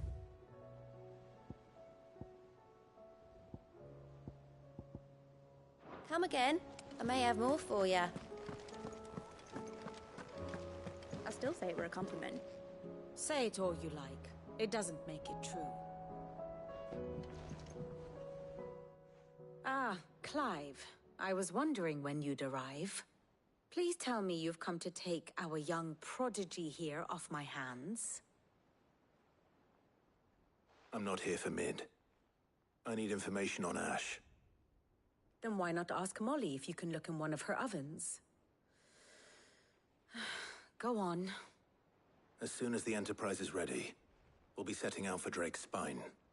And we're going to need a safe place to land. Preferably one that won't see my ship blown to shit and splinters. If it were that easy, do you think Waloed would have resisted invasion for so long? Very little is known of Ash, and the information we do have is spotty and outdated. We have the good King Barnabas to thank for that. Waloed's borders have been closed to outsiders since the day he seized the throne. If there is anywhere safe to land, you won't find it on my map. Then tell us what we will find. I'm sure you know better than we do. But no splinters! All right. If it will get you out of my hair. But interrupt me, and it's over. Understood?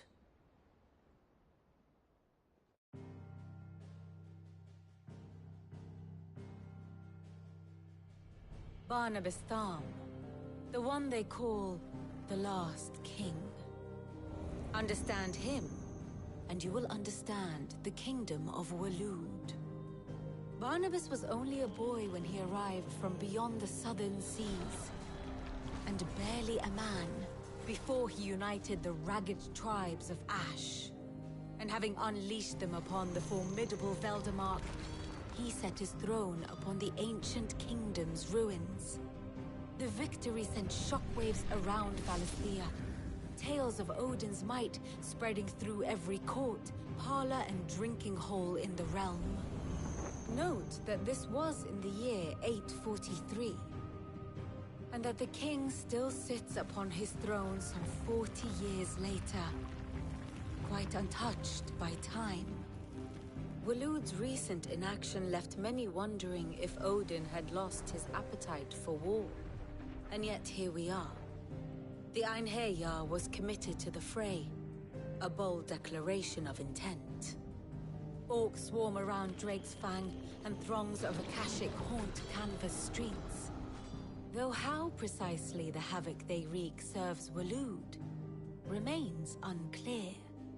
Regardless, if the order to attack truly came from King Barnabas, then one thing is certain. Waloed has achieved the impossible, and made bedfellows of beastmen and the ether-addled alike. All of which is a roundabout way of saying that you will be in unknown territory when you set foot on Ash. Much of the continent has already been lost to the Blight, and what few ports remain will be fiercely guarded. And that is to say naught of its natural defenses. Offshore currents will cast an ill-equipped ship out to sea one moment, and dash it against the rocks the next. But then the Enterprise is anything but ill-equipped. And Mid has made land there before. Now, if only there were someone with an intimate knowledge of the Shadow Coast, and where a daring gentleman might put ashore.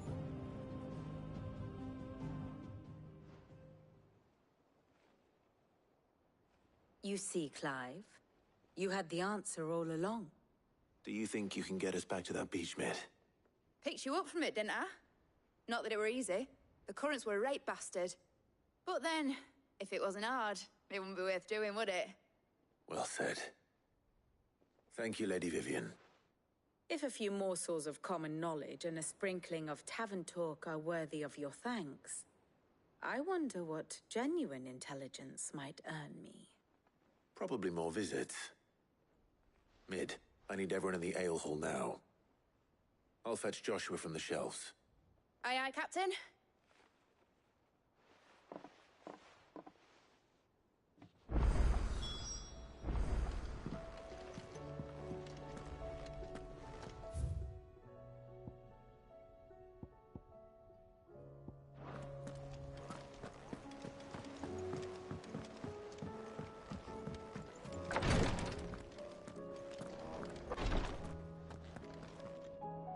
Clive, I wanted to give you something for the kindness you showed my mentor. What's this? A chest of all the medicines you're ever likely to need. Seeing as you're so reluctant to come to the infirmary, I thought you might as well take a part of the infirmary with you. I'm sure it will be very helpful indeed. And Taya, try not to work too hard. And work Rodrigue all the harder, you mean? He's a quick study, but he's got a long way to go yet. I'll take that particular piece of advice when you heed it yourself, thank you very much. Besides, who else is going to see that your brother takes his medicine? Who indeed?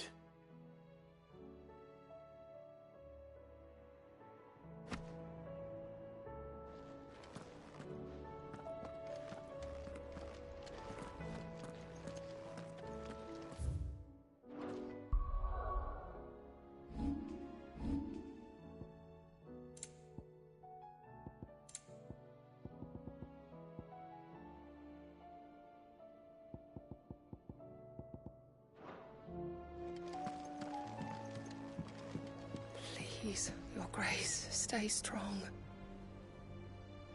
Ah, my Lord Marquis.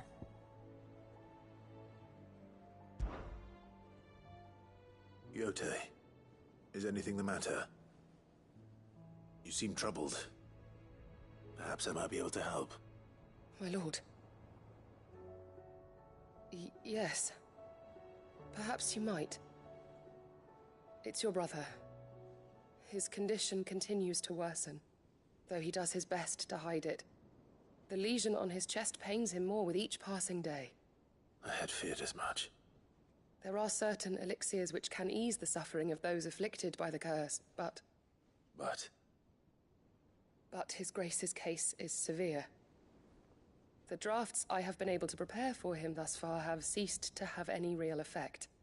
So I consulted with Talia and certain of my comrades among the Undying about the possibility of finding something stronger. And thankfully, a recipe was found. The only problem being that the critical ingredient is exceptionally hard to come by, and our supplies are almost exhausted. Unless we can secure more soon, your brother's anguish will likely become unbearable. My lord, I know that I have no right to make demands of you. But would you help? For Joshua's sake. For Joshua? Anything. Thank you, my lord. So, what is this critical ingredient? A rare herb by the name of stonerwort. It grows only where the ether is densest. The vigor it stores in its stems helps to counteract the curse. We discovered a patch near the aqueduct in Rosaria. But alas, yet more ether has erupted from the earth there recently, leaving the whole area flooded. The search continues for a new source. One that we might reach without being turned. So it's only that you can't reach it? The stonerwort itself is unharmed by the flood? Well, yes, but... Then I shall go in your stead. But, my lord... You've yet to find another source, correct? So for now, the aqueduct is our best hope. Besides, I'm a dominant. The ether can't hurt me. Well, if you're sure, my lord. Stonerwort is easily identified by its blood-red blooms. Search around the aqueduct, and you're sure to find some soon enough. I shall remain here and prepare the other ingredients.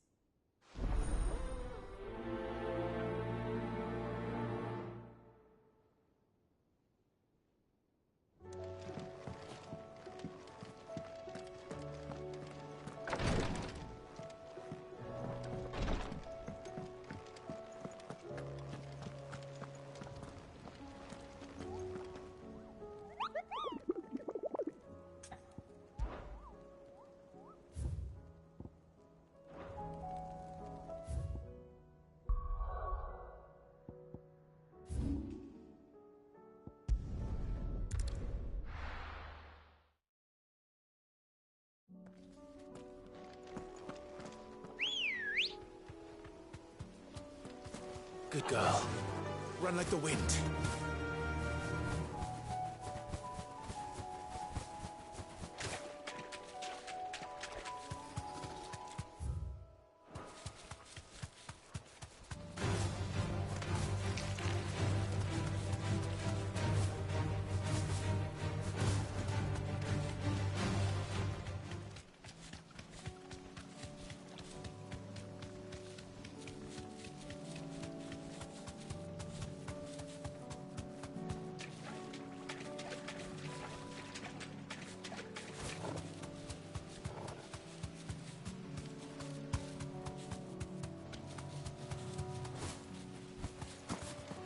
fix the aqueduct. Now to find our stone wart. Yote mentioned blood-red petals.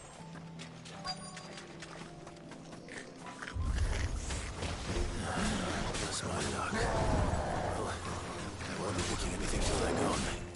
There's only one thing for it.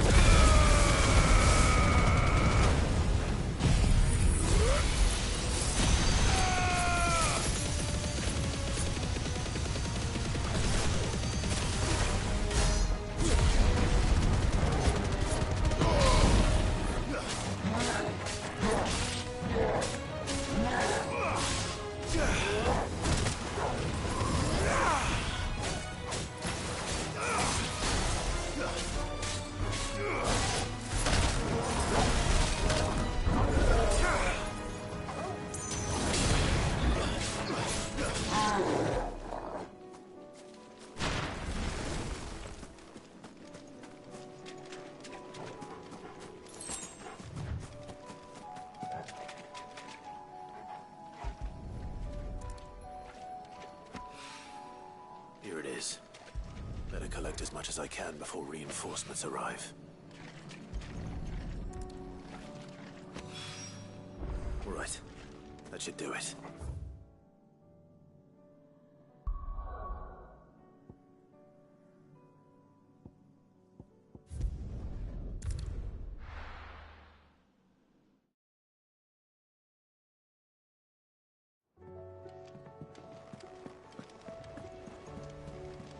Covered in nicks and lumps.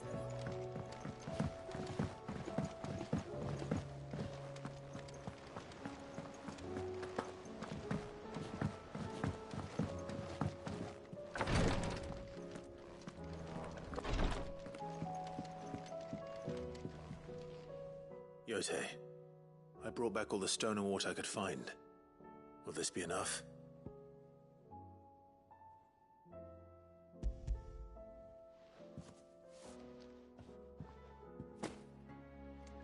Yes, my lord. Thank you. I'm sure it will serve us until we can find another source. I'm very glad to hear it. You and His Grace are very much alike, you know. You think only of how you might help others, and never of the danger to yourselves. No more than you have minding my brother. You've risked a lot for him, and I thank you for it. I am honored that you should say so. But I beg you, my lord, do not give too much of yourself for the sake of others. We could not afford to lose you. I'll keep that in mind.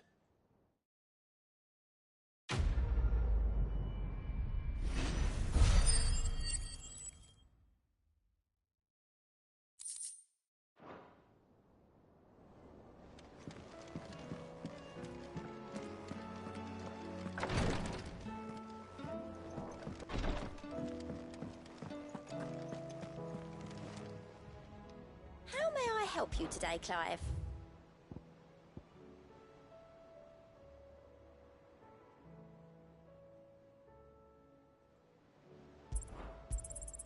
All yours. All done?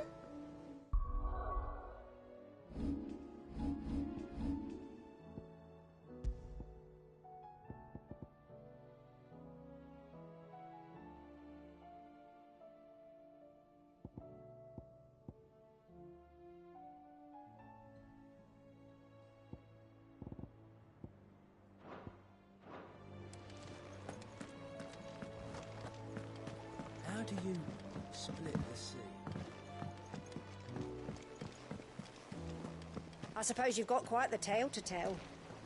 I'll let you get some nice warm stew in you first. Before I go bothering.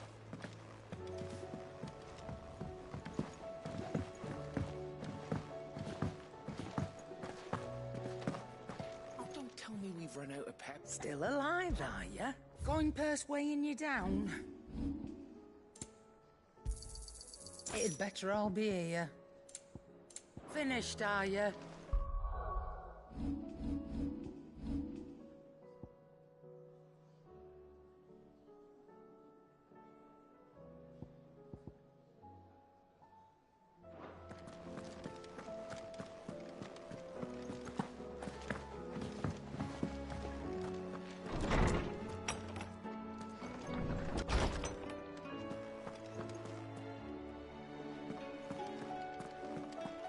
I have no reason to assume otherwise. Well, then that changes everything. Clive, you must listen to this. Lawsman, tell him. Do you recall when we spoke before on the divinity of Ultima? Well, it inspired me to delve deeper into the subject. And what I discovered appears to agree with the findings of His Grace. You will recall that my quest to uncover Ultima's origins began with the mural at Phoenix Gate. But while I've always known it to be important, its secrets have heretofore eluded me. Now, however, I believe I know where to find the more complete example, one that will reveal all we seek. Master Clive, have you ever in your travels chanced to hear of the Circle of Malleus? I would think not, few have. But there was once a time when the faith flourished, the oldest known religion in the Twins, and though its popularity eventually waned on Storm, hints of its dogma remain embedded in more modern faiths such as the Crystalline Orthodox. Wait, you said it waned on Storm.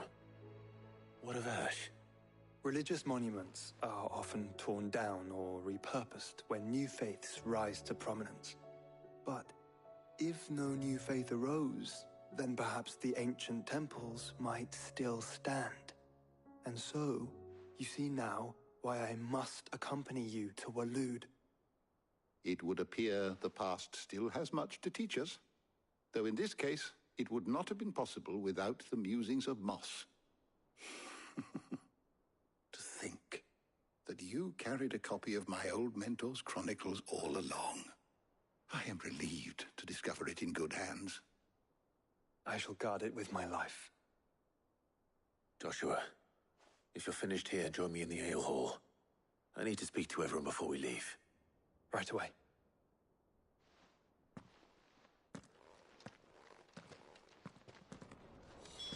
Mid said I can ride the Enterprise next. No, she...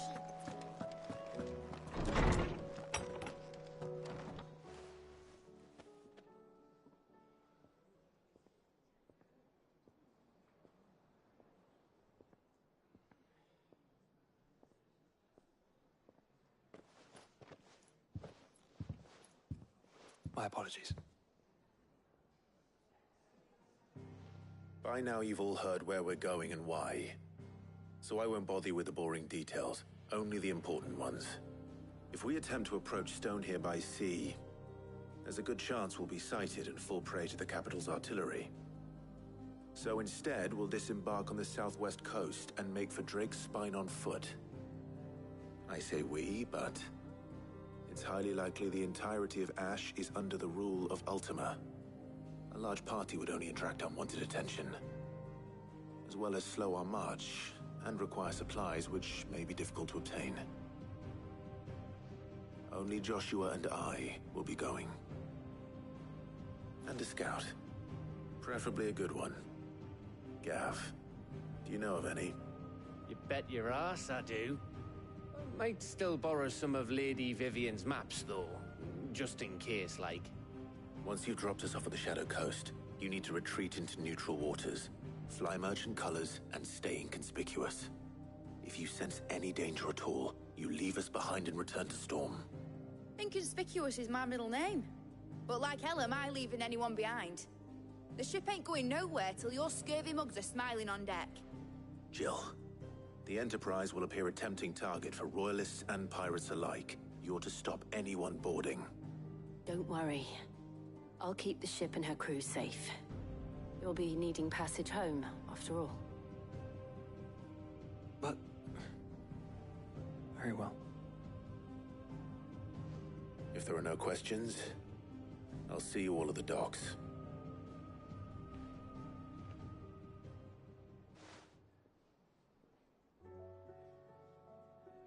Let me know when you're leaving. I want a word before you go. Of course.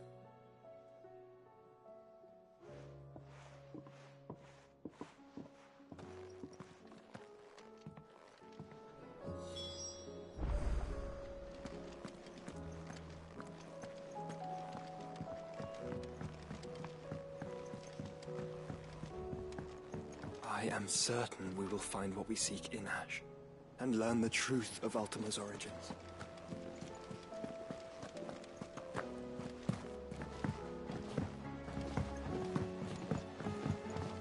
How do you split the sea? Is something wrong? Not at all. Honestly. Can't a man wish his friend farewell? Just wanted to let you know that I'll keep things in order while you're off saving the world. I'll hold you to that.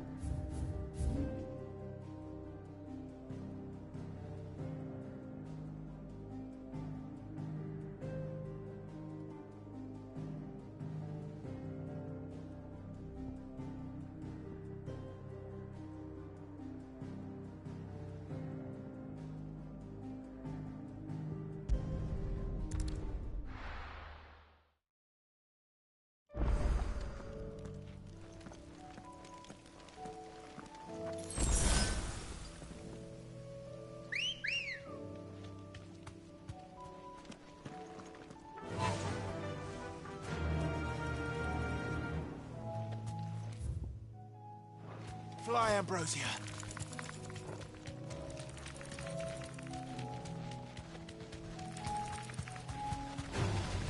No mistakes.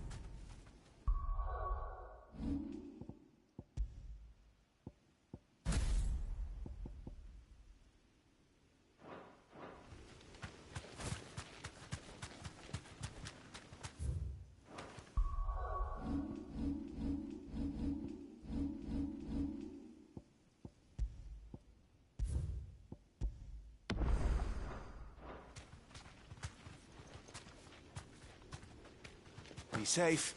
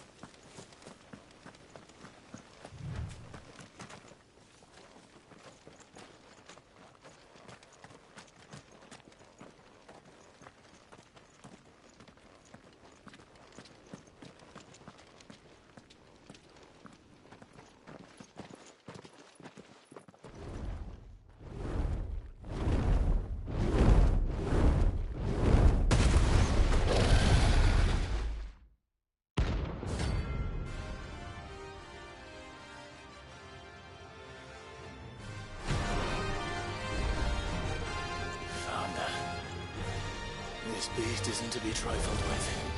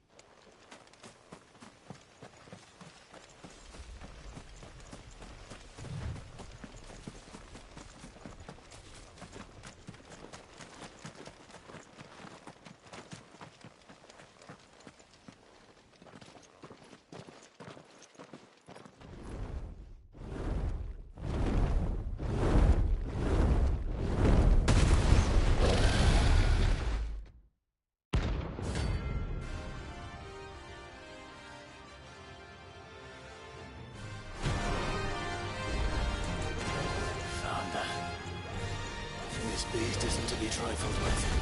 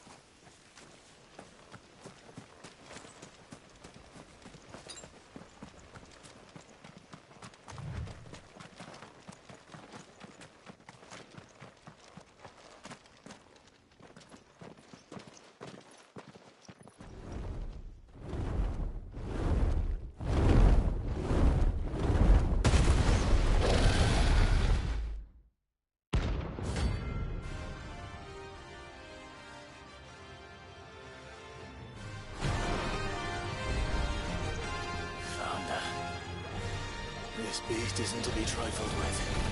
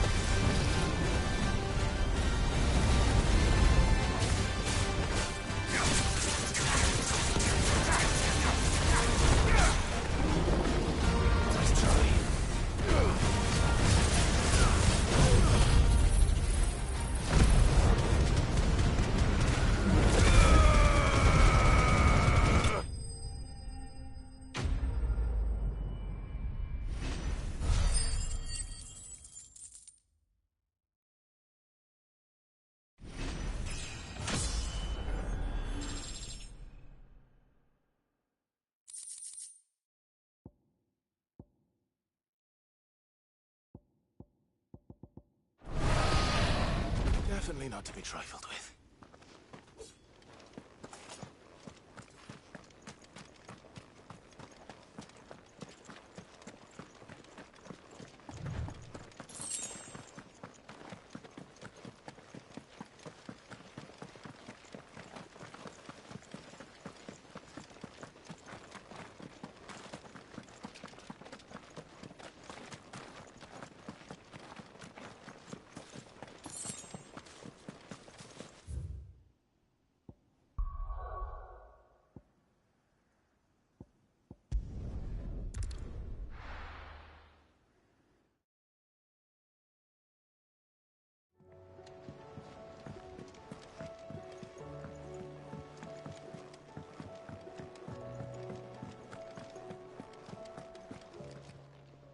Clive. If you're gonna buy something, be quick about it. You'll not find a better price than that. It'd better all be here. Oh, the stew's awful. Trouble with your gear, or... So, will it be?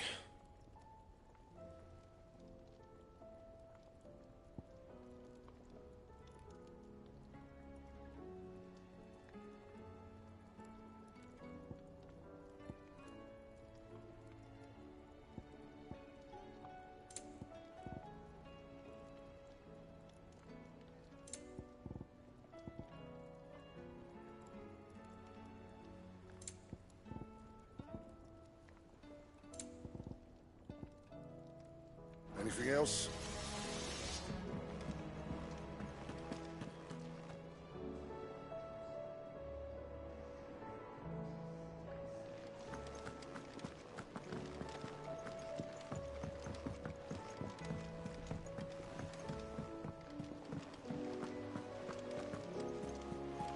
Covered in nicks and lumps, the lot of them.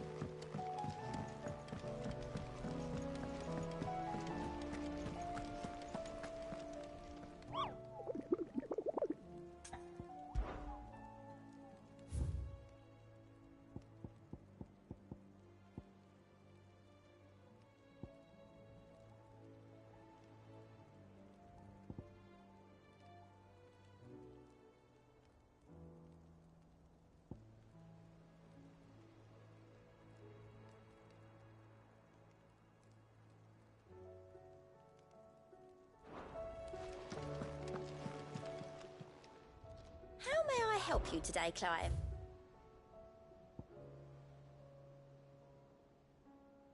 Come again. I may have more for you.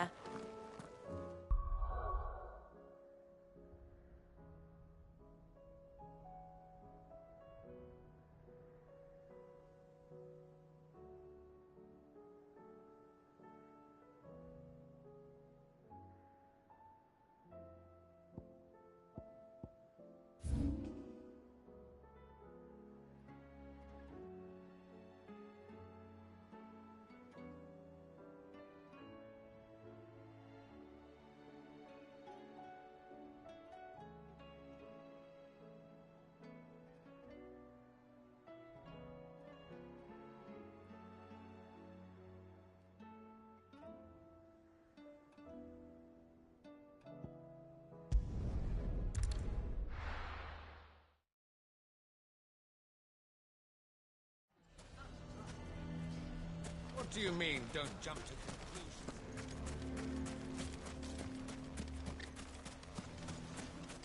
How the hell did that bastard get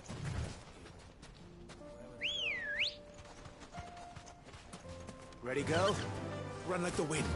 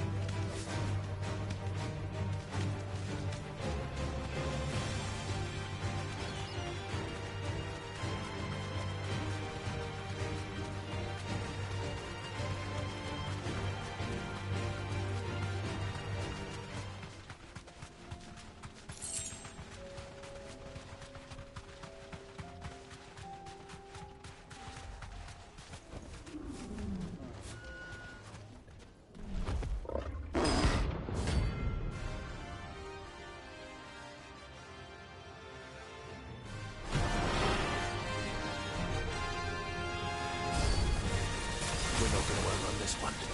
Stay close, Talbot.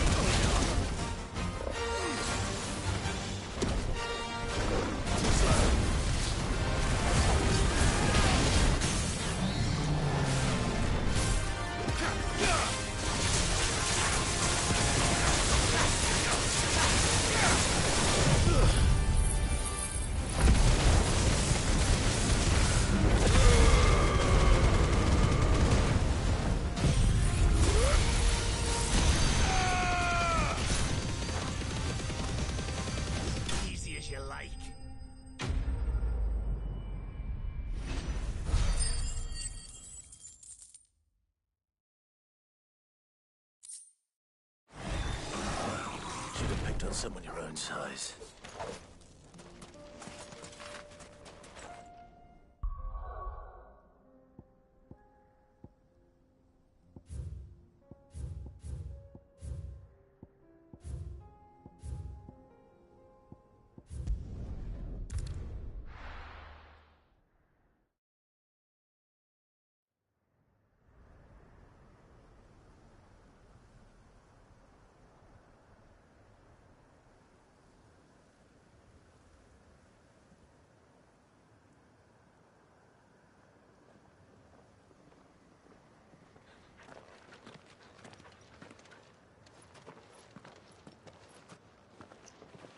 Reckon it'll be a long walk to the capital if we follow the cliffs.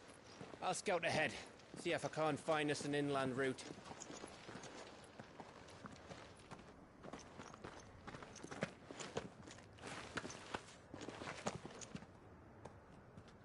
Clive.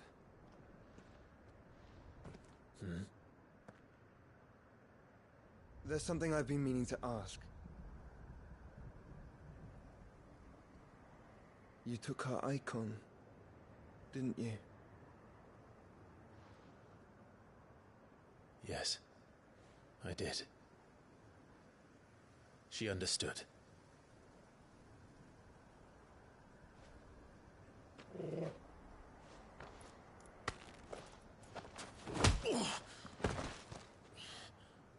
Oh, she understood. Understood that you decided to save the world all on your own, and that you'd die without her power. How dare you make her choose? You knew damn well she'd never refuse you. But I will. You can't keep pushing us away, Clive. The world is ours to save, not yours.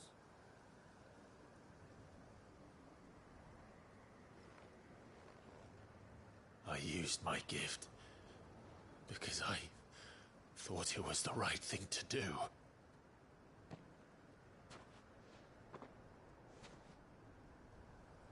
And you truly believe this will save you? Will save us all? I do.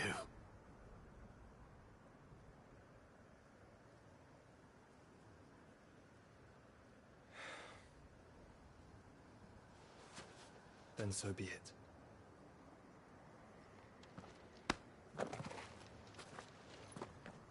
Just don't forget, you're not alone.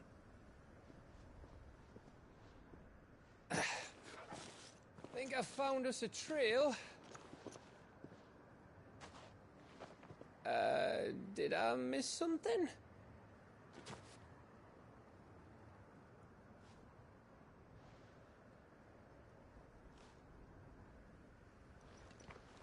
Only that Joshua didn't. I don't get it.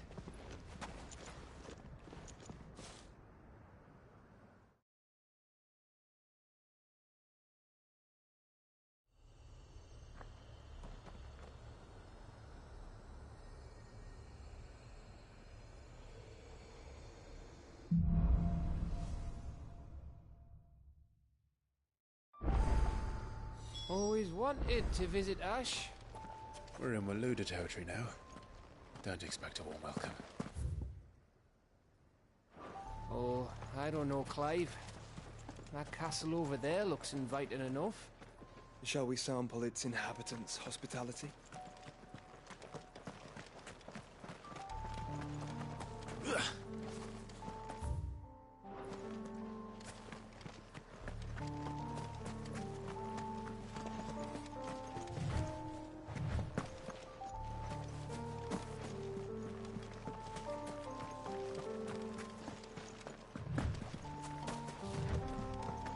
Remember what I said about warm welcomes, Gav?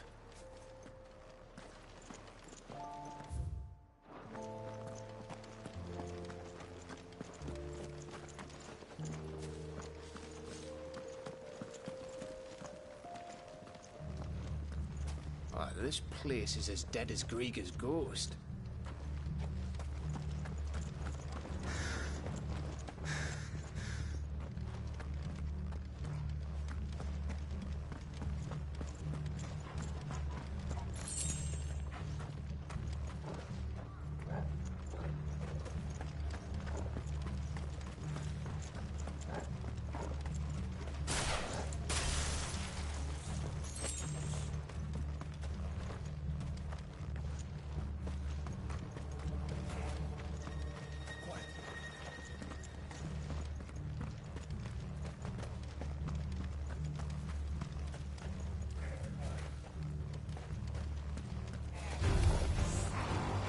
knew I smelled something.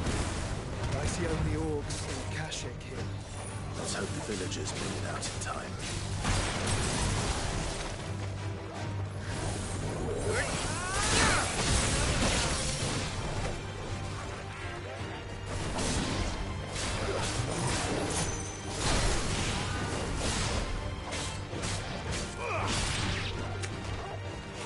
You're finished.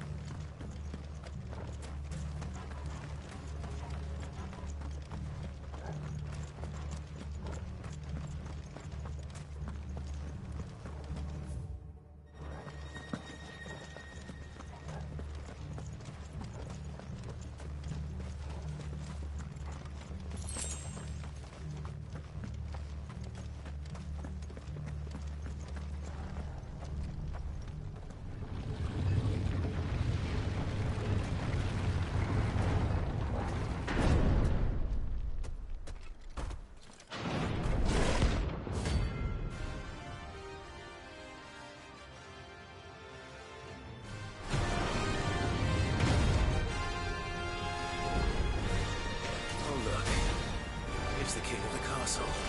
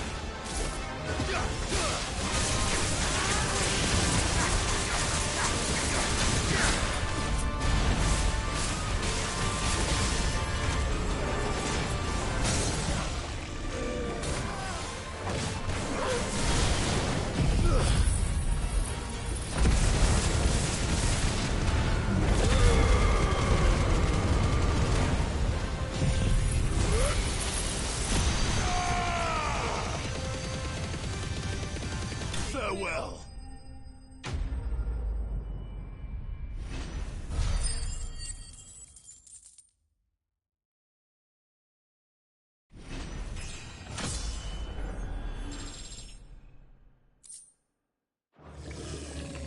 Your reign is at an end.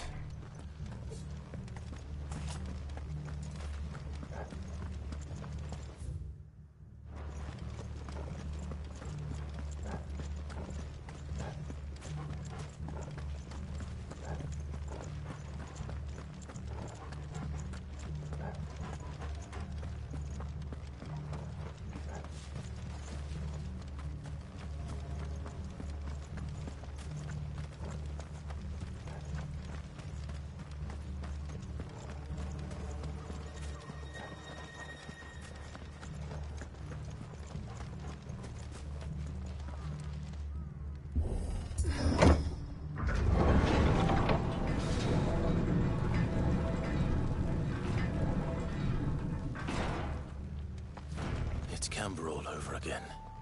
Where the hell are the Royalists?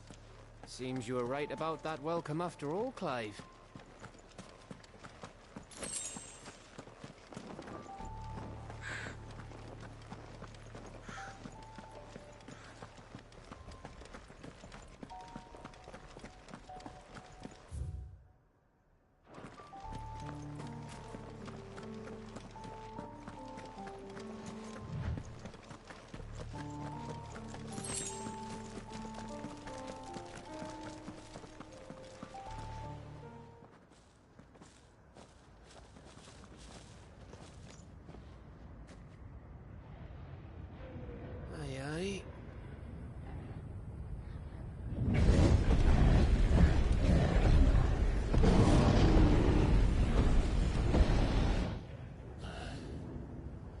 Is the whole of Ash fallen into Ultima's hands?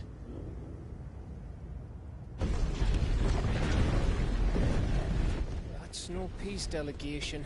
We should send a warning to the others. No. My uncle will have an eye on the coast. I trust he'll find a way to entertain any uninvited guests. Our mark is Drake's Spine, and there's a lot of road between us and it. We press on to Stonehere. Aye, you never know. It might not be a nest of slathering monsters.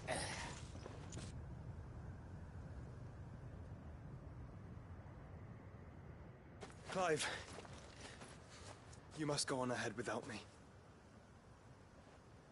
This stronghold is as old as Phoenix Gate, perhaps older. It may yet hide Ultima's remaining secrets, and if we are to best him, they must be unearthed. All right. Stay out of trouble. I always do. Mostly.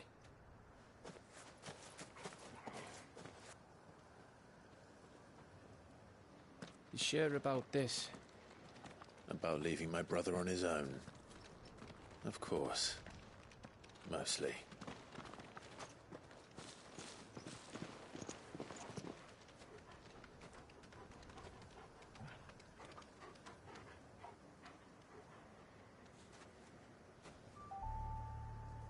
Lady Vivian's map is so old it's hard to tell which way is up. But if I'm right, we're not far from a village called Aistla. Then we make our way there, resupply, and wait for Joshua.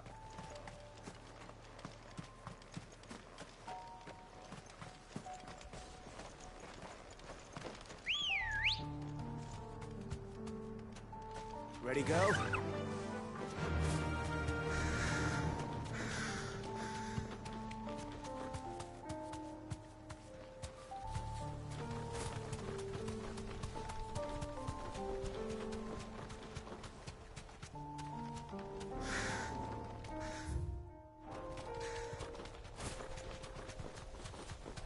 This place reeks like a mobile's arsehole. Though I'm guessing it's not the smell that'll kill us.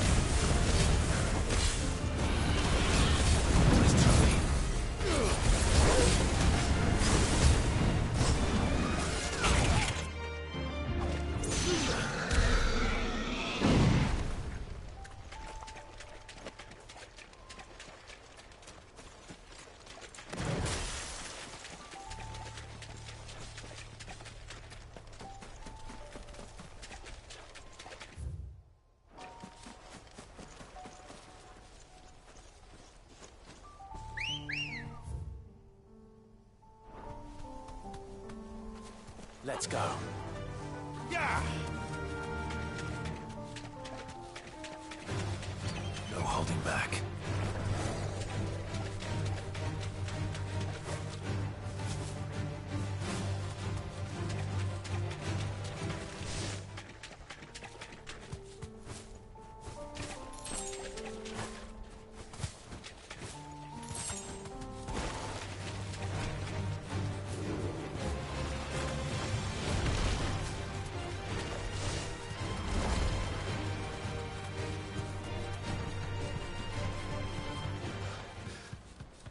Lord's breath. Don't look down, Torgal.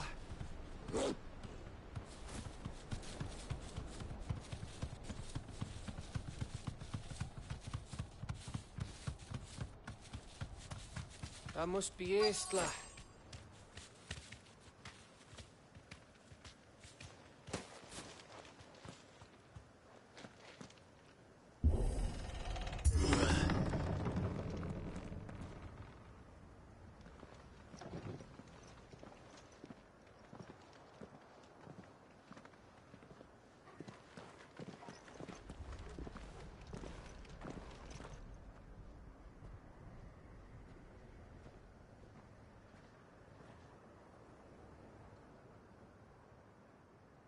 What do you think, Clive? Then we're too late.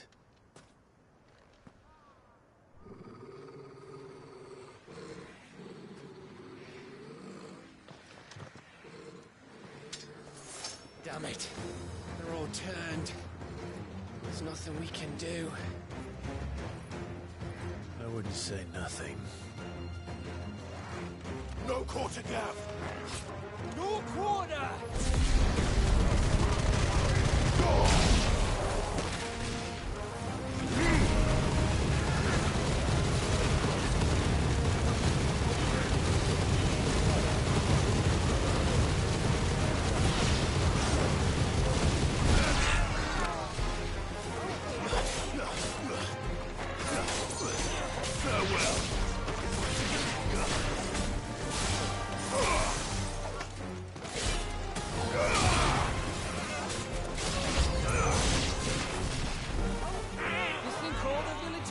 Like this?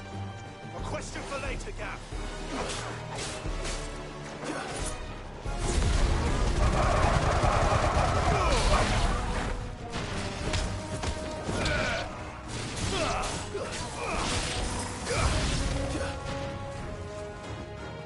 Here they come! And come, and come, and come.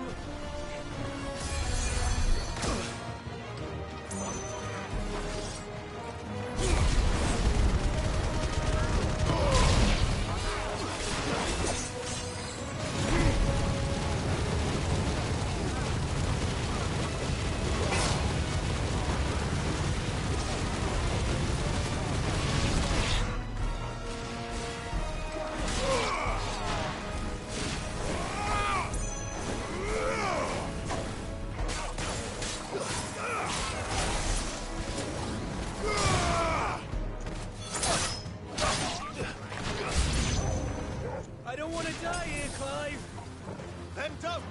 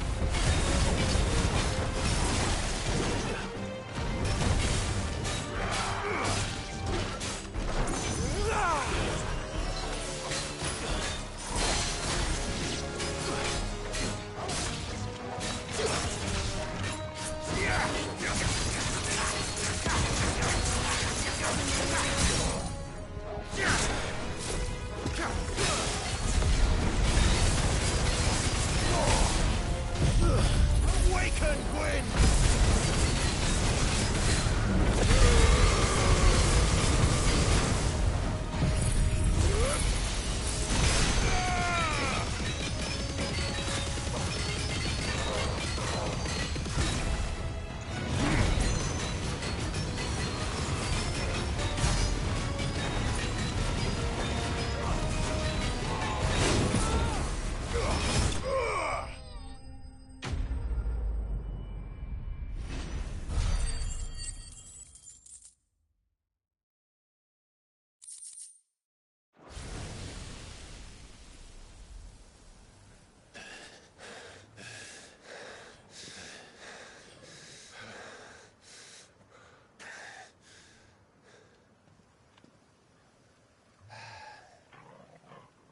Gav. Gav! Don't tell me there's more of the bastards. Oh, fuck.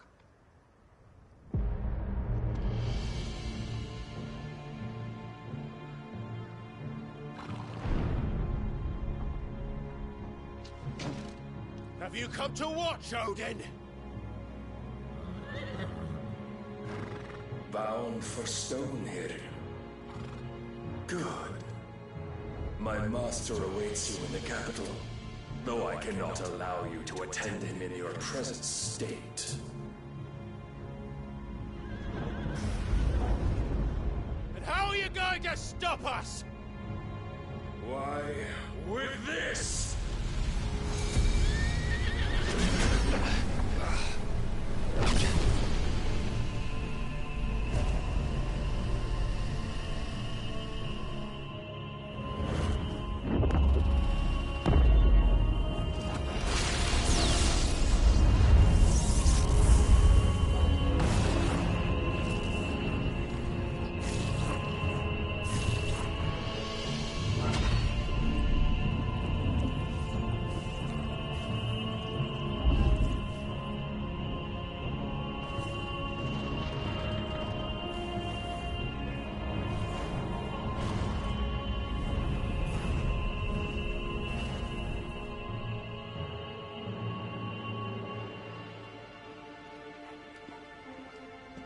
What did you do?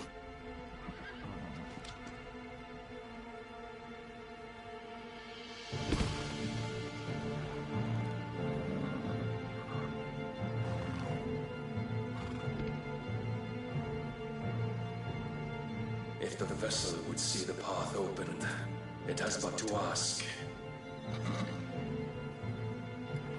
I shall see that my master's prize is made presentable.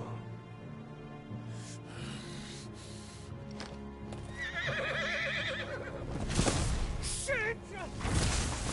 No!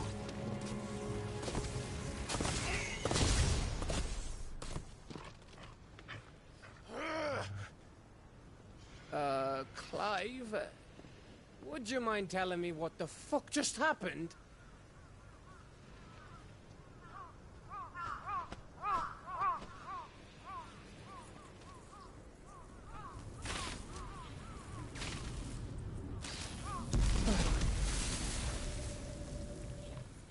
Oh, you've got to be. How are we supposed to get through that? We seek an audience with the king. If His Majesty wants me to come and ask him, then that is exactly what I'll do. Before you go practicing your petition, we don't even know where the fucker went. How about we cool our heads and think this through, eh?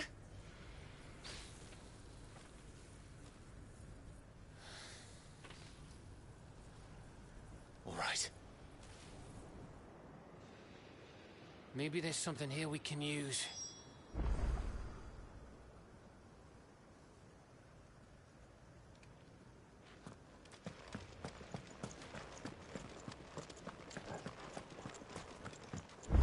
I thought we got them all. So did I.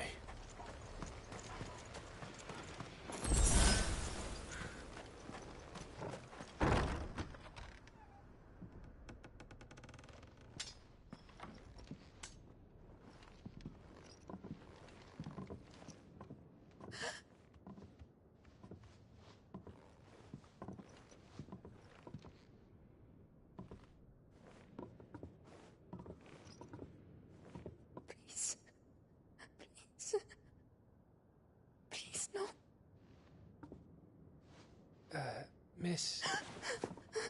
Whoa. Easy. Easy. We're not turned, all right?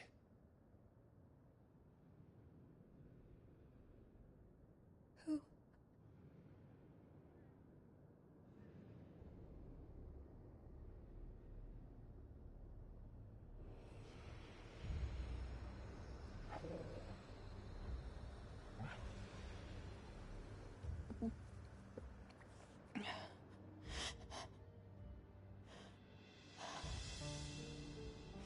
My thanks, kind travelers.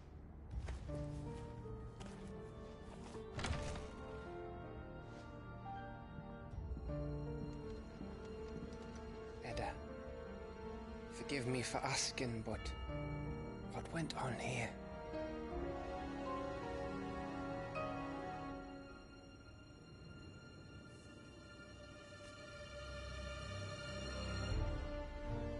It all started when the skies changed. The elders said it was the Arcane. One by one, people went mad. Minds taken by the ether. Till only I remained. By then, I was too far along to run. And then the nights came. And I didn't know what to do.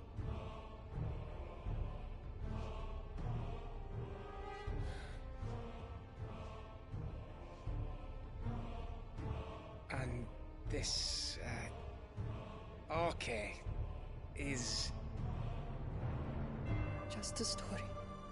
Something our grandparents told us when we misbehaved. About how the heavens would grow dark before the land took her last breath. The end of the world. You said the others went mad. But where did they go?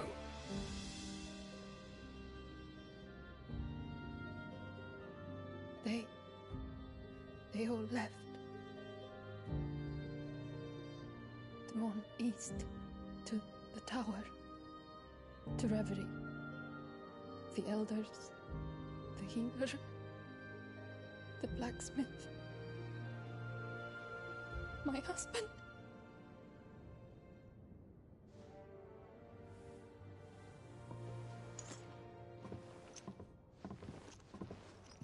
You thinking he did this? Of course. Who else could it be? You were in Canva. You saw what he did to the people. But then what about her? How come her nut hasn't cracked? The baby, perhaps? Could be protecting her from the ether. I can't think of any other explanation. You mean... it's a bearer? It won't matter what it is once Ultima's magic takes hold. Time's running out.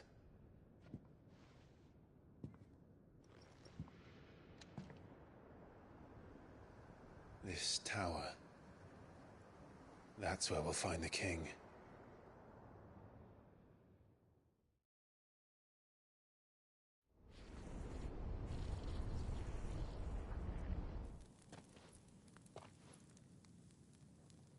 I knew it. It's the same as Phoenix Gate.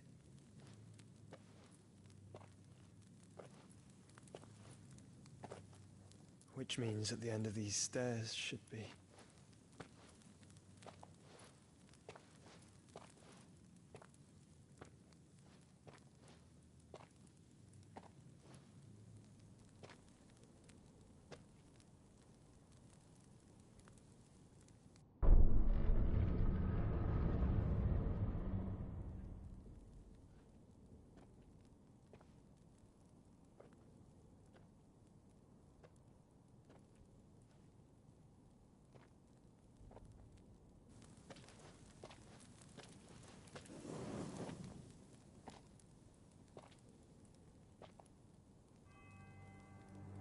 The mural is complete.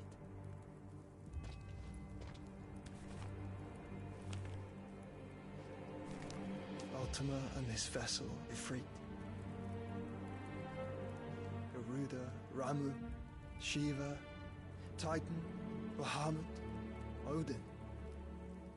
Even Leviathan the Lost is here. But where is the Phoenix?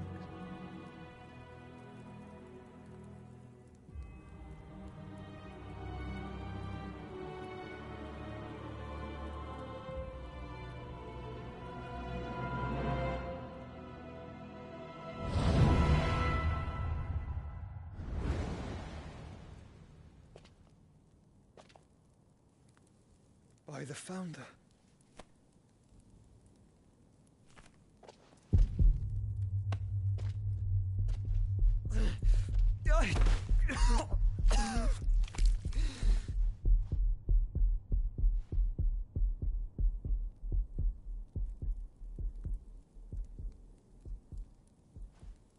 So that's what you want, isn't it, Ultima?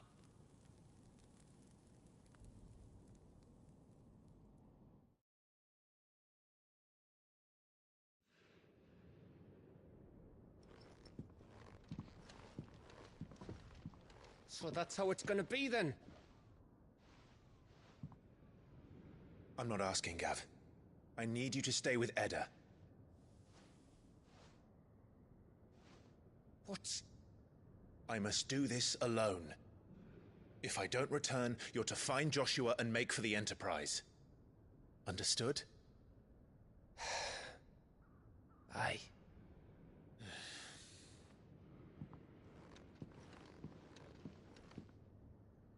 Just don't you go dying on me. Sid's name suits your miserable mug better than mine.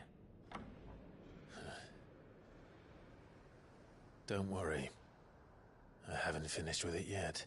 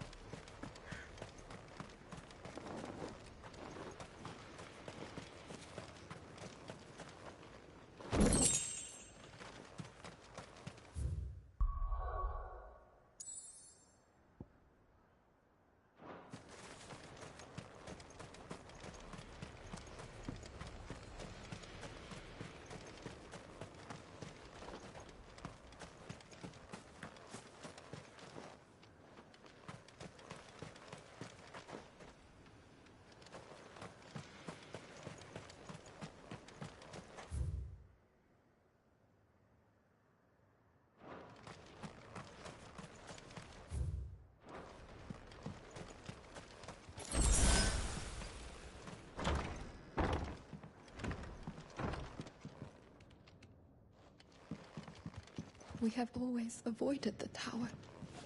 People said it was haunted, that they could hear voices from within. I'll keep an eye on Edda. Which is the best I can do, since I only have the one.